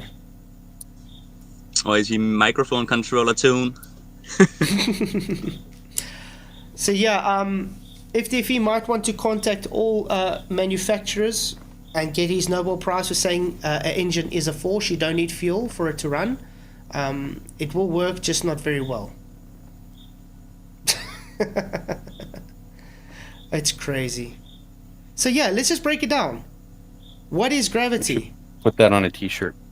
And wear it when you do your breakdance. Yeah. But I mean... That's your breakdance shirt now. Let's break it down. But I mean, it's... How's that, guys? Should I make a That flat... would actually be a great idea. I'm gonna do that. And you're the right person for that. If you ask me honestly, that you should do that. Yep. You're the best in this area. I think I should do that. I'm gonna do a flat Earth, you're buffering. equivalent. Ach no, please don't buffer. Hi, buffering. Oh, came back. Okay. Yeah, my internet connection is horrible because of the weather here today as well. You good?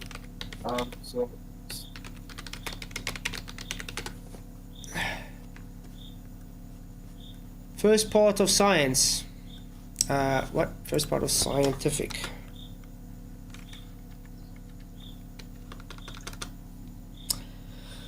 But notice how he thinks there's more than one scientific method in natural. Yeah.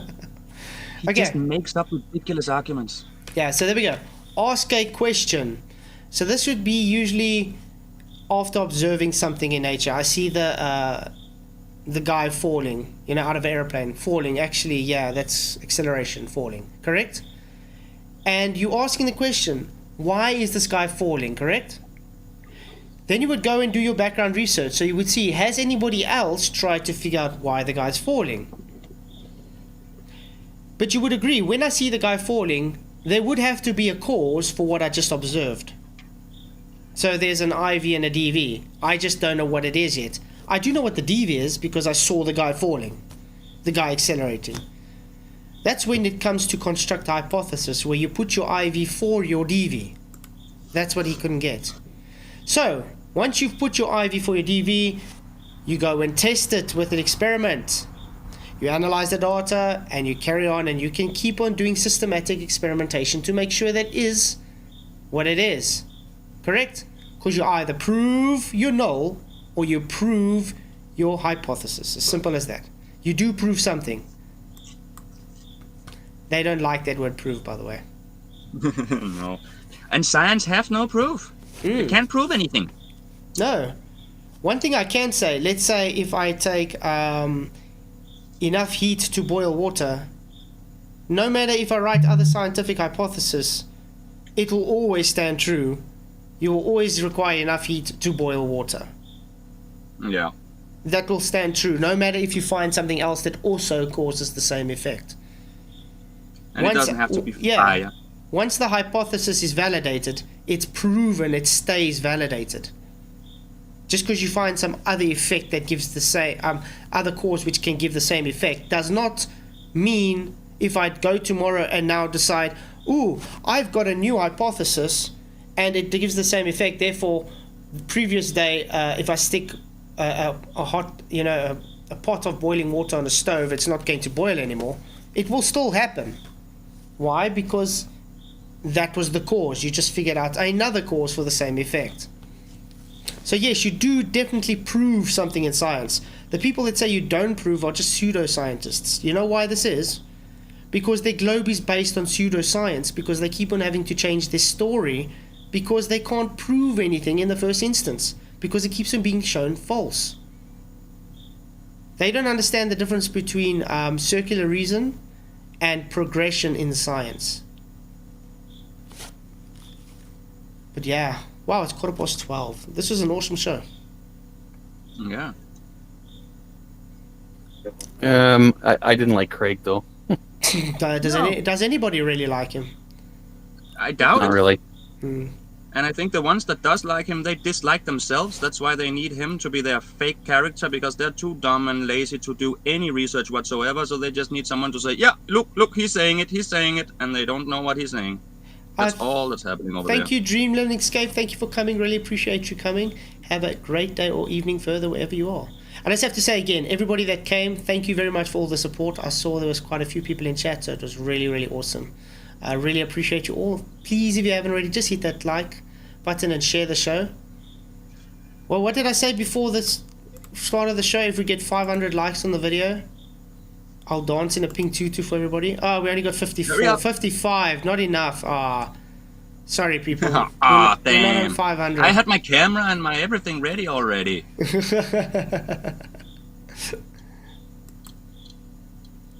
But yeah. Literally set up. But I think it was a good show. But yeah, I want to say thank you to everybody. Ooh, I'm getting hot now. Flip. Lucky you. It's damn cold over here. It's hot. No, we got a heat wave at the moment as well. We got a cooling wave, man. A lot of rain and wind. So my spray booth at the moment, I don't get cooler than 55 degrees while I'm spraying. It's like insane. 55? 55 degrees Celsius while I'm spraying. Okay, that's not fun. Yeah, it's not fun at all. Even if I open the doors, it's like it gets down to maybe 50, and as soon as I close the doors again, got the fan 55. So I have to use slow thinners and slow hardener, everything. Otherwise, it literally starts hardening while I'm spraying. Oh man, you need you need a tiny little ice cold room when you go on the PC and stuff. For it not to get all hot and last way shorter. Yeah. Pandan, the thing is, I didn't want to really call him out on mass attracting mass more. I was more or less trying to concentrate on him proving it's gravity that causes the mass attracting, because he says gravity causes gravity, which he says that's not what he says, but he said that specifically those words not those words, gravity causes. He says it's the gravity that causes the acceleration, which is gravity. So yeah, it's gravity causes gravity. Causes an observed effect that you can't observe. I mean, how what else can we do in reference to explain this to the guy? People believe phlogiston to have been real at a stage. Okay? Now, phlogiston was so-called the information of the day, and this was claimed to be the science of the day, you understand? So it was validated, but it wasn't really, because they didn't use science for it. Now, because they said phlogiston was true and was based on sacred reasoning, could they do math? Could they do math and do so-called have things? Somebody was to ask you. I think you need to mute. Yeah. Jeff? I just added to it, change. Okay, I'm just gonna put it a bit softer. Okay, so yeah, so let's say phlogiston was let's say phlogiston was now I've lost my train of thought. When they used phlogiston, they thought it was real. Then when they decided to do things with it, they could use it and say, let's do math, and they can use it, and it worked. But was phlogiston actually real? No, it wasn't. This is exactly like gravity, because they can use gravity and say, oh, we make predictions using gravity. It doesn't make it gravity. It just means they got circular reasoning because they make math based on their belief system. That's why they keep on having to rechange everything. That's why it used to be a force with Newton, and now it's not a force with Einstein. And now they're even moving to entropic gravity, which totally throws that away. They're going even to quantum gravity at the moment, which totally throws Einstein's relativity in the water. It's insane. They can't make up their mind because it was never science in the beginning to be proven. So when they get shown wrong, they have to make a God of the gaps argument, you could say, and recreate it because they're playing naive and saying, but we've never knew it from the start what it was. It's just naive. A That's just non-existent or magical solution always. Yeah, that's why they're we sitting... don't know. Yeah, but that's why they're sitting with the problems like with dark matter and anti-energy and all this nonsense. It's because they keep finding gaps in their model that they have to plug. This is why it's called the God of the gaps argument. And as they're doing this, they're digging a hole further and further that is going further away from the original argument. So that's why they keep on having to change everything. That's why And they circular. fucked up creating that gravity bullshit so hard that they don't know how to get around it, so it just becomes dumber and dumber all the time. Yeah, but remember, everything is now based on the maths of the circular reasoning. Now, Yeah. no one's claiming the math like a gravimeter and whatever doesn't work. Obviously, it works. They use it in a damn submarine and stuff. But that's what I was telling you. It was passive. It's just a passive navigation system. It's based on other factors that come priority before that. Okay? It's already Sorry for the based- hot mic. No stress. But I mean, that passive navigation system comes from an already made data mapping system. So once they've had their GPS in their last known location, they use the gravimeter just to follow that source. It doesn't mean that it's gravity. That's circular reasoning because they're saying that is gravity. Doesn't make it gravity. What about electrostatics? As I said, did they account for electrostatics? What about the magnetic fields? There's just so much that could be the reason, but because they have a belief it's gravity, therefore they throw every other reason away and say no, it is gravity, even though they can't tell us what it is. And Craig keeps saying like, but that's not relevant right now. That's not what we are talking about. And then all the time when you talk about something, he goes straight into something way off topic to try to talk around or make something sound stupid. Or he always goes behind your back in all your conversations, pretty much trying to make it stupid or turn it around or go to something else. Or trying to reverse the burden onto me. Yes, completely. But that's what we usually expect. He never explains anything. He just goes into a rant of bullshit and lies and, double talk and then he runs off crying, in the end, like he did today. I want to see if I can... I kind of miss when it all ended. What exactly happened at the end there? Did he just quit? Rage quit? He kind of ran away. Kinda. But not really. He's just running away because he's done, and he just sounded stupid, literally, and I'm sure he knows it. So before he gets too ridiculous, he has to get out of there. He fucked himself up tonight. He came with nothing, and he knows it. Okay, I'm going to show you guys Try this. to run. Can you guys see on screen? Oh wait, there we are. I already had it. This is from that reference I had on earlier for him. I want you guys to read this part. Gravity gradiometers is used today have their origins in naval special warfare because they ensure safe navigation and accurate detection of underwater objects. Okay, submarines rely on accurate detection of their surroundings, and gradiometry is a passive technique that does not compromise the submarine's position because it's a technique that does not emit energy. However, read this. However, the way submarines achieve collisions and avoidance has never been addressed. Uh-oh. Why would it never be addressed, people? Yeah, that's a good question. That's a good question. So this is exactly what I was trying to get with Craig. Everything I asked was not being addressed because they just claim it to be gravity. Now he says... And he can't explain it. He can't explain it. Exactly. He says he can't explain it. No one can. But they can explain that it's that thing that's doing it all, but they can't explain how it works or why it works or anything. So it's just a made-up story they force in your face and make up excuses for. Exactly. So, using gravity gradiometer data in real time warns of the existence of an underwater mountain in a submarine's trajectory. The method does not require accurate positioning, extensive measuring over large areas, or gravity gradient map of the ocean bottom. The result of study demonstrate how gravity gradiometer can be used to effectively detect anomalous mass in a trajectory quickly, without involving sophistical processing or interpretation of algorithms.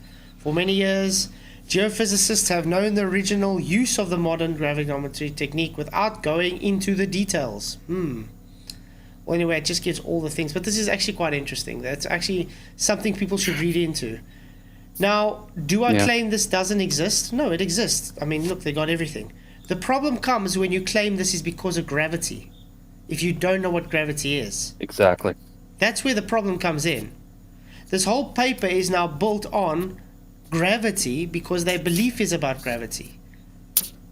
And then when you read the conclusion and the abstract, it talks specifically about the densities and that it can't pick it up because of the densities. I mean, the overall density of the submarine is equal to the water around it. A gravity gradiometer instrument would not be able to detect another submarine until it was extremely close. Extremely close, guys. And could sense the different contributions to the measurements from the different parts of the submarine. I mean, it doesn't matter how airtight you make your submarine. There's always going to be little creaks and bends and movements because of the pressure. Heck, a person coughing in a submarine can be heard. A person walking in a submarine. A person just breathing can be heard in a submarine. So when you're close to another submarine, it picks up the vibrations. Remember, sound travels through water, guys. This is, you know, got the Doppler effect and everything in the water. This is why he doesn't want to know this. Could the system detect the icebergs? No. Because an iceberg has almost the same density as seawater. If it was mass attracting mass as gravity, would it be able to pick up an iceberg? Because an iceberg has a large amount of mass, correct? Yep. So density would not be anything to do with it, correct? But yet, it doesn't pick it up because it's the same density. And this is what I was trying to explain to him. So it's not gravity. There's definitely something else there to it. Yeah. Yeah, definitely. So yeah. Yep. And they can't even explain it, so how is it? Well, didn't you know gravity causes gravity? Oh, Yeah, that's right. that makes no sense. Yeah, and the thing that got me a lot when I tell him, so you're saying gravity causes gravity? No, that's not what I said. Because it sounds so stupid said back to him that he sees, it's stupid. Yeah. Just like when he says it's not a force, but I said, but you just said it's a force. Now you're saying it's not a force. Then it gives rise to a force, which means it has to be a force to give rise to a force. Yeah. And it creates a force. But Also, how, we do not know. Also, We can't prove it, and we have no idea if it does, but it does. But also, the guy doesn't get magnetism can be Have a observed. good Thanksgiving. I mean, magnetism is observed. Oh man. Gravity is not observed. No. If he was for real, you know, he would have to be like a tiny little boy mentally, you know, tiny little boy, and all his followers as well, you know, who's not smart enough to see the difference between things, and you know, just gets too egoistic every time, like no, and it goes up locking his door, you know. I mean, think about it. Before they knew how magnets worked, they observed magnets. They could take a magnet and they see, okay, it attracts something, okay. Just because they didn't understand what it was doing or what it was doesn't mean it didn't exist. The difference is you observe the magnetism. When it comes to gravity, there is no observation. They just hijacking another phenomena that we see in reality, like acceleration, and saying, oh, it's gravity. That's all they're doing. Yep. I mean, I might as well just say pigs fly. And then if they ask, What, they don't? No, and then if you ask backup for it, I'm just saying no.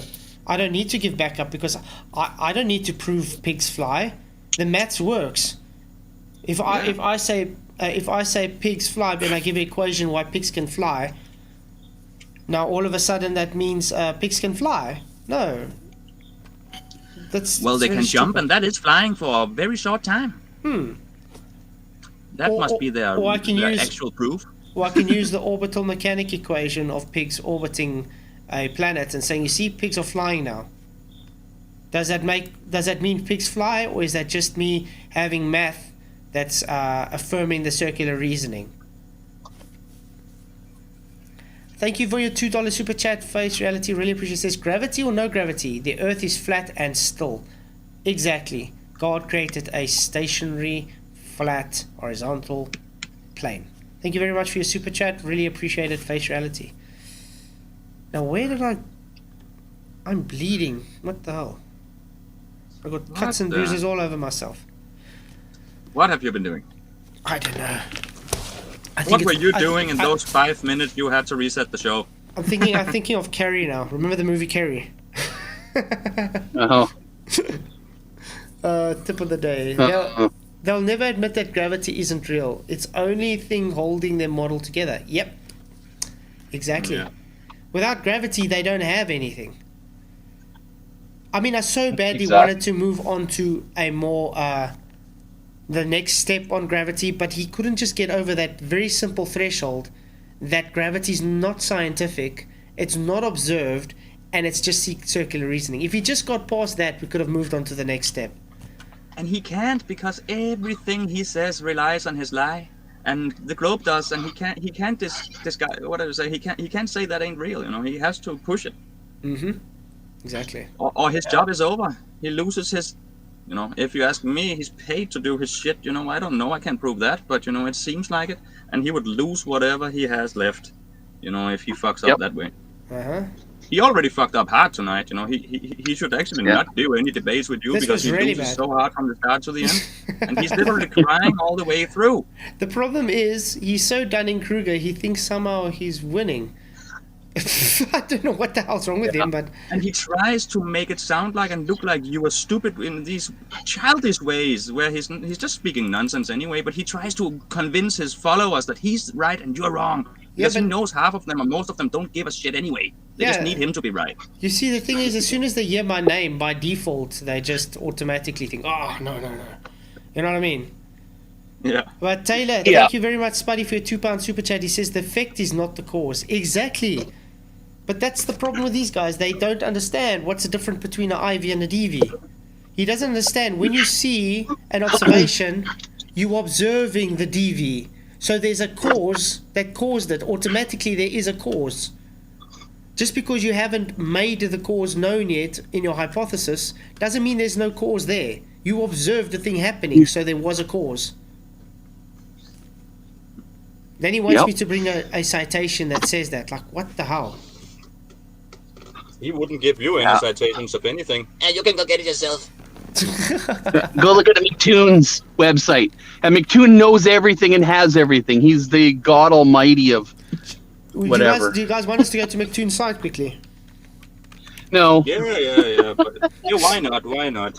Craig wasn't able to do it, so we'll have to do it for him.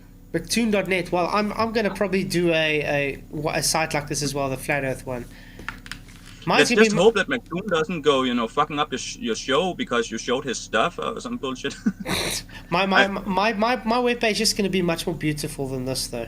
Okay, what did you have to look for? He says, what should we search for? Gravity, correct? Should be. Okay, let's look gravity. Gravity predictions. Here is a process I use to predict the downward acceleration for my $10,000 gravity challenge. What is with this guy? Just challenges all the time. And then when you go into the challenges, they just how can I put it, nonsensical things. It's to make it look like he got it going, so to make him look like, oh yeah, he's unstoppable, just putting all those amounts out there. like you'll be right the same. I gotta step up. Television. Thank you very much for your £2 super chat, mate. Really appreciate this. Night or get stick jitsu in the mom. What?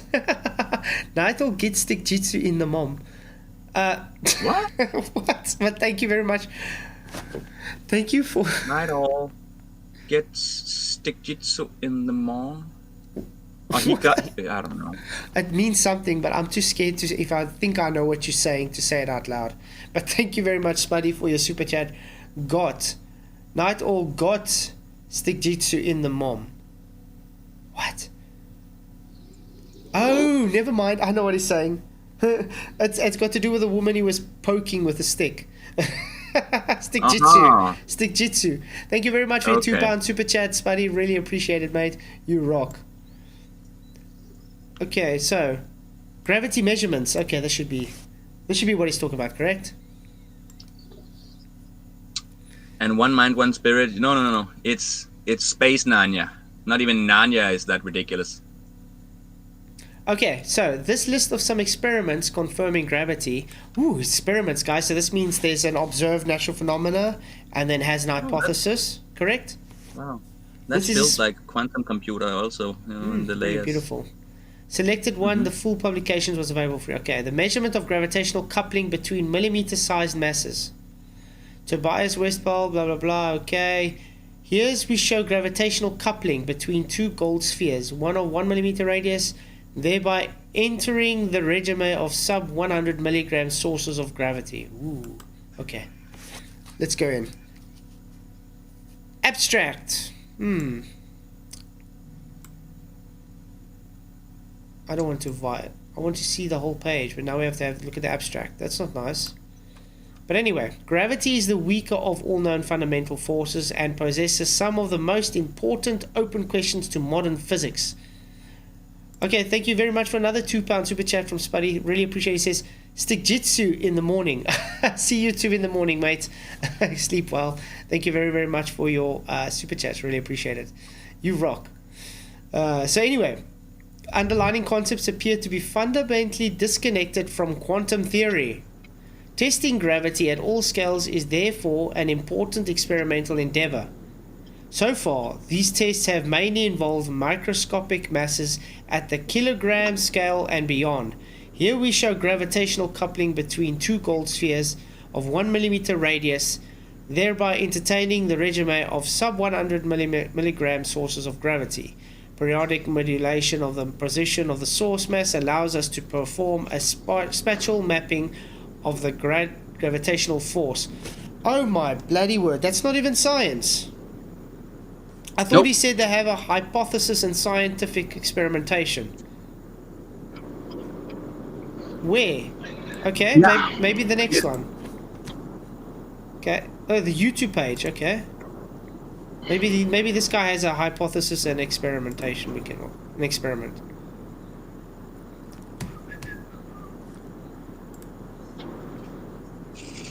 University of Washington, Big G apparatus 1. Okay, I better pause this because it's unlisted. Okay. Wow, it makes me think of a quantum computer in the design, and when it turned around there, it makes it even more lively. Look at this. This proves gravity info.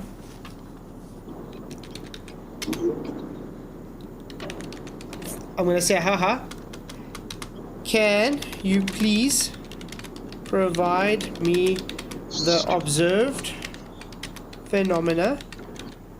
In the first ha, put like 10 A's, right after the first 10 A's in the first ha. So it's ha! Observed phenomena. Scientific hypothesis. And then experiment for gravity, please.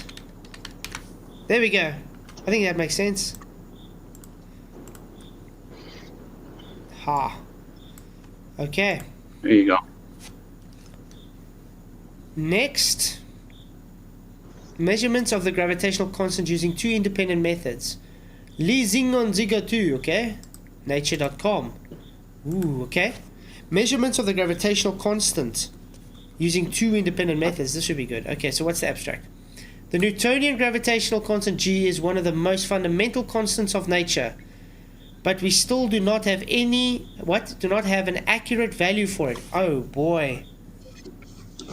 Despite 2 centuries of experimental effort, the value of G remains the least precisely known of the fundamental constants. Wow, so not science then. A discrepancy of up to 0.05% in recent determinations of G suggests that there may be undiscovered semantic errors in the various existing methods. One way to resolve this issue is to measure G using the number of methods that are usually unlikely to involve the same systematic effects. Here we report 2 independent determinations of G using torsion pendulum experiments. What does torsion consist of, guys? Let's say like the Cavendish. What is torsion? Would that be torque? Yep. Huh. Gravity's not a force.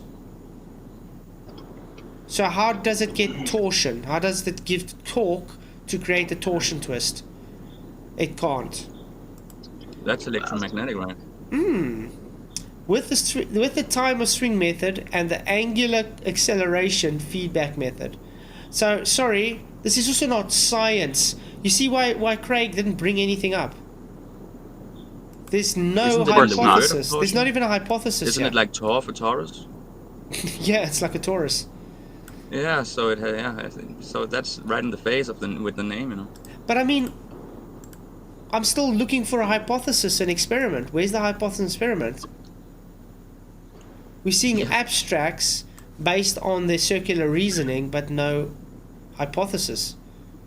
Nope, look here. Yeah, No. because you can't have a hypothesis on it for an experiment to prove gravity, because you can't. They can't even there's prove no gravity yet.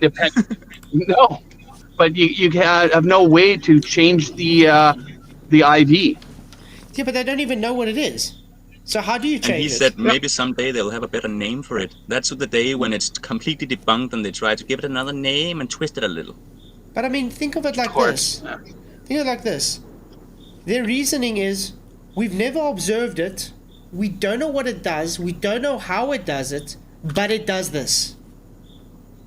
What? Why don't they just call it gravity version 2? Why don't they just be humble themselves and say, we can't use gravity because we made it up? How's that? Yeah. Or they can Gravity just call is it. They can just call the next version Gravi 2. Gravity. Not Gravity, but Gravi 2. Yeah. Exactly, Richard. And Grava 3. Yeah. Yeah, for all you know, they're going to start breaking it up later on and saying there's more than one type of gravity. We just discovered there's multiple, because of quantum gravity, there's multiple gravities. Now we can understand why sometimes there's a different value, or there's this that works this way and that way that works in this dimension. We got dimensional gravities. Maybe I should make a dissertation up of dimensional gravity. Maybe I'll get also get my lab Nobel coat Prize? and a Nobel Prize, yeah, for having dimensional gravities. There you go. So gravities exist, but in every dimension it's a different gravity that gives the same effect. There we go. But the gravities altogether affect every single quantum place equally around every universe. Exactly, and you can't have the seventh dimension gravity in effect if you didn't have the fourth dimension already working. You see, it has to work in order. So you can't expect the second dimension gravity. You have to kickstart the fourth dimension first. Yeah, exactly. So the second dimension gravity has a foundation off of the first gravitational dimension. Then it builds up like a stepping system until you finally get to the 28th dimension. And therefore, don't forget about the 30th and the 31st. Oh yeah, 33rd. I think we'll go to 33rd because they do love Masons. So we'll say at the 33rd dimension, which is the final dimension, gravity works by just being there because it's a force that's not a force, but it gives rise to itself based on the quantum fluctuations of the space that was actually just time in the first instance. And it's just because. And it's just because, yeah. So in other words, look at it as an infinite tail, a dragon eating its own tail, and the infinite sign. That is how gravity is. It's chasing its own tail. So it created itself and destroyed itself while creating itself all over again. That is gravity. Yeah. Yeah. There we go, guys. Can I get my Nobel Prize now? Because it's as real as their gravity they're pushing today. Yeah. No. I don't want to be funny, but I've got to go sleep. It's 1:45. Oh, okay. Stop being funny. But I really appreciate you guys coming. Yeah, no worries.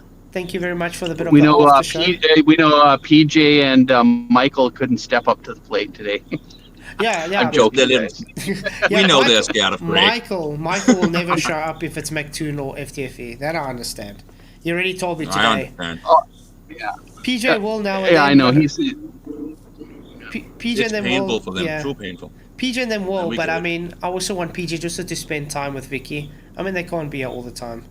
Shame. yeah. Oh, for sure. Yeah. Of course. Yeah, no, I get it. But remember, guys. And, yeah. Remember, guys. I'm not on Monday because it's our anniversary, wedding anniversary. So Yeah. Michael is going to do his show Monday. I'll be doing Tuesday. Yeah. Yeah, on the weekends and stuff, I got to sneak and watch a show with my wife's not around because she doesn't want me doing this stuff for a month. So I do it too much. I do it too much. Yeah. How dare you, flat earther? Yeah, I know. Thing. It's your thing. Well, I You know. should find But some other that's- thing she likes less and start doing that every time you wanted to do that, so she have to pick and choose which thing you do today and tomorrow. oh no, that wouldn't go over too well. She would, yeah, no, I would have my ass whooped. But I appreciate you guys coming in though. So And we yeah, appreciate being here. Yep. it's really awesome. Yeah, it was fun. So I'm gonna say Yeah, night. Yeah. Yeah, I was just gonna ask. Craig couldn't hear whenever we No. hot mic for a minute. No, No, okay. he couldn't hear you guys because you guys in Element, we're in Discord. Yes. Ah, okay. I know that. So yeah, guys, thanks all for coming. Thank you for everybody that hit the likes and shared the show. Thank you for the super chats.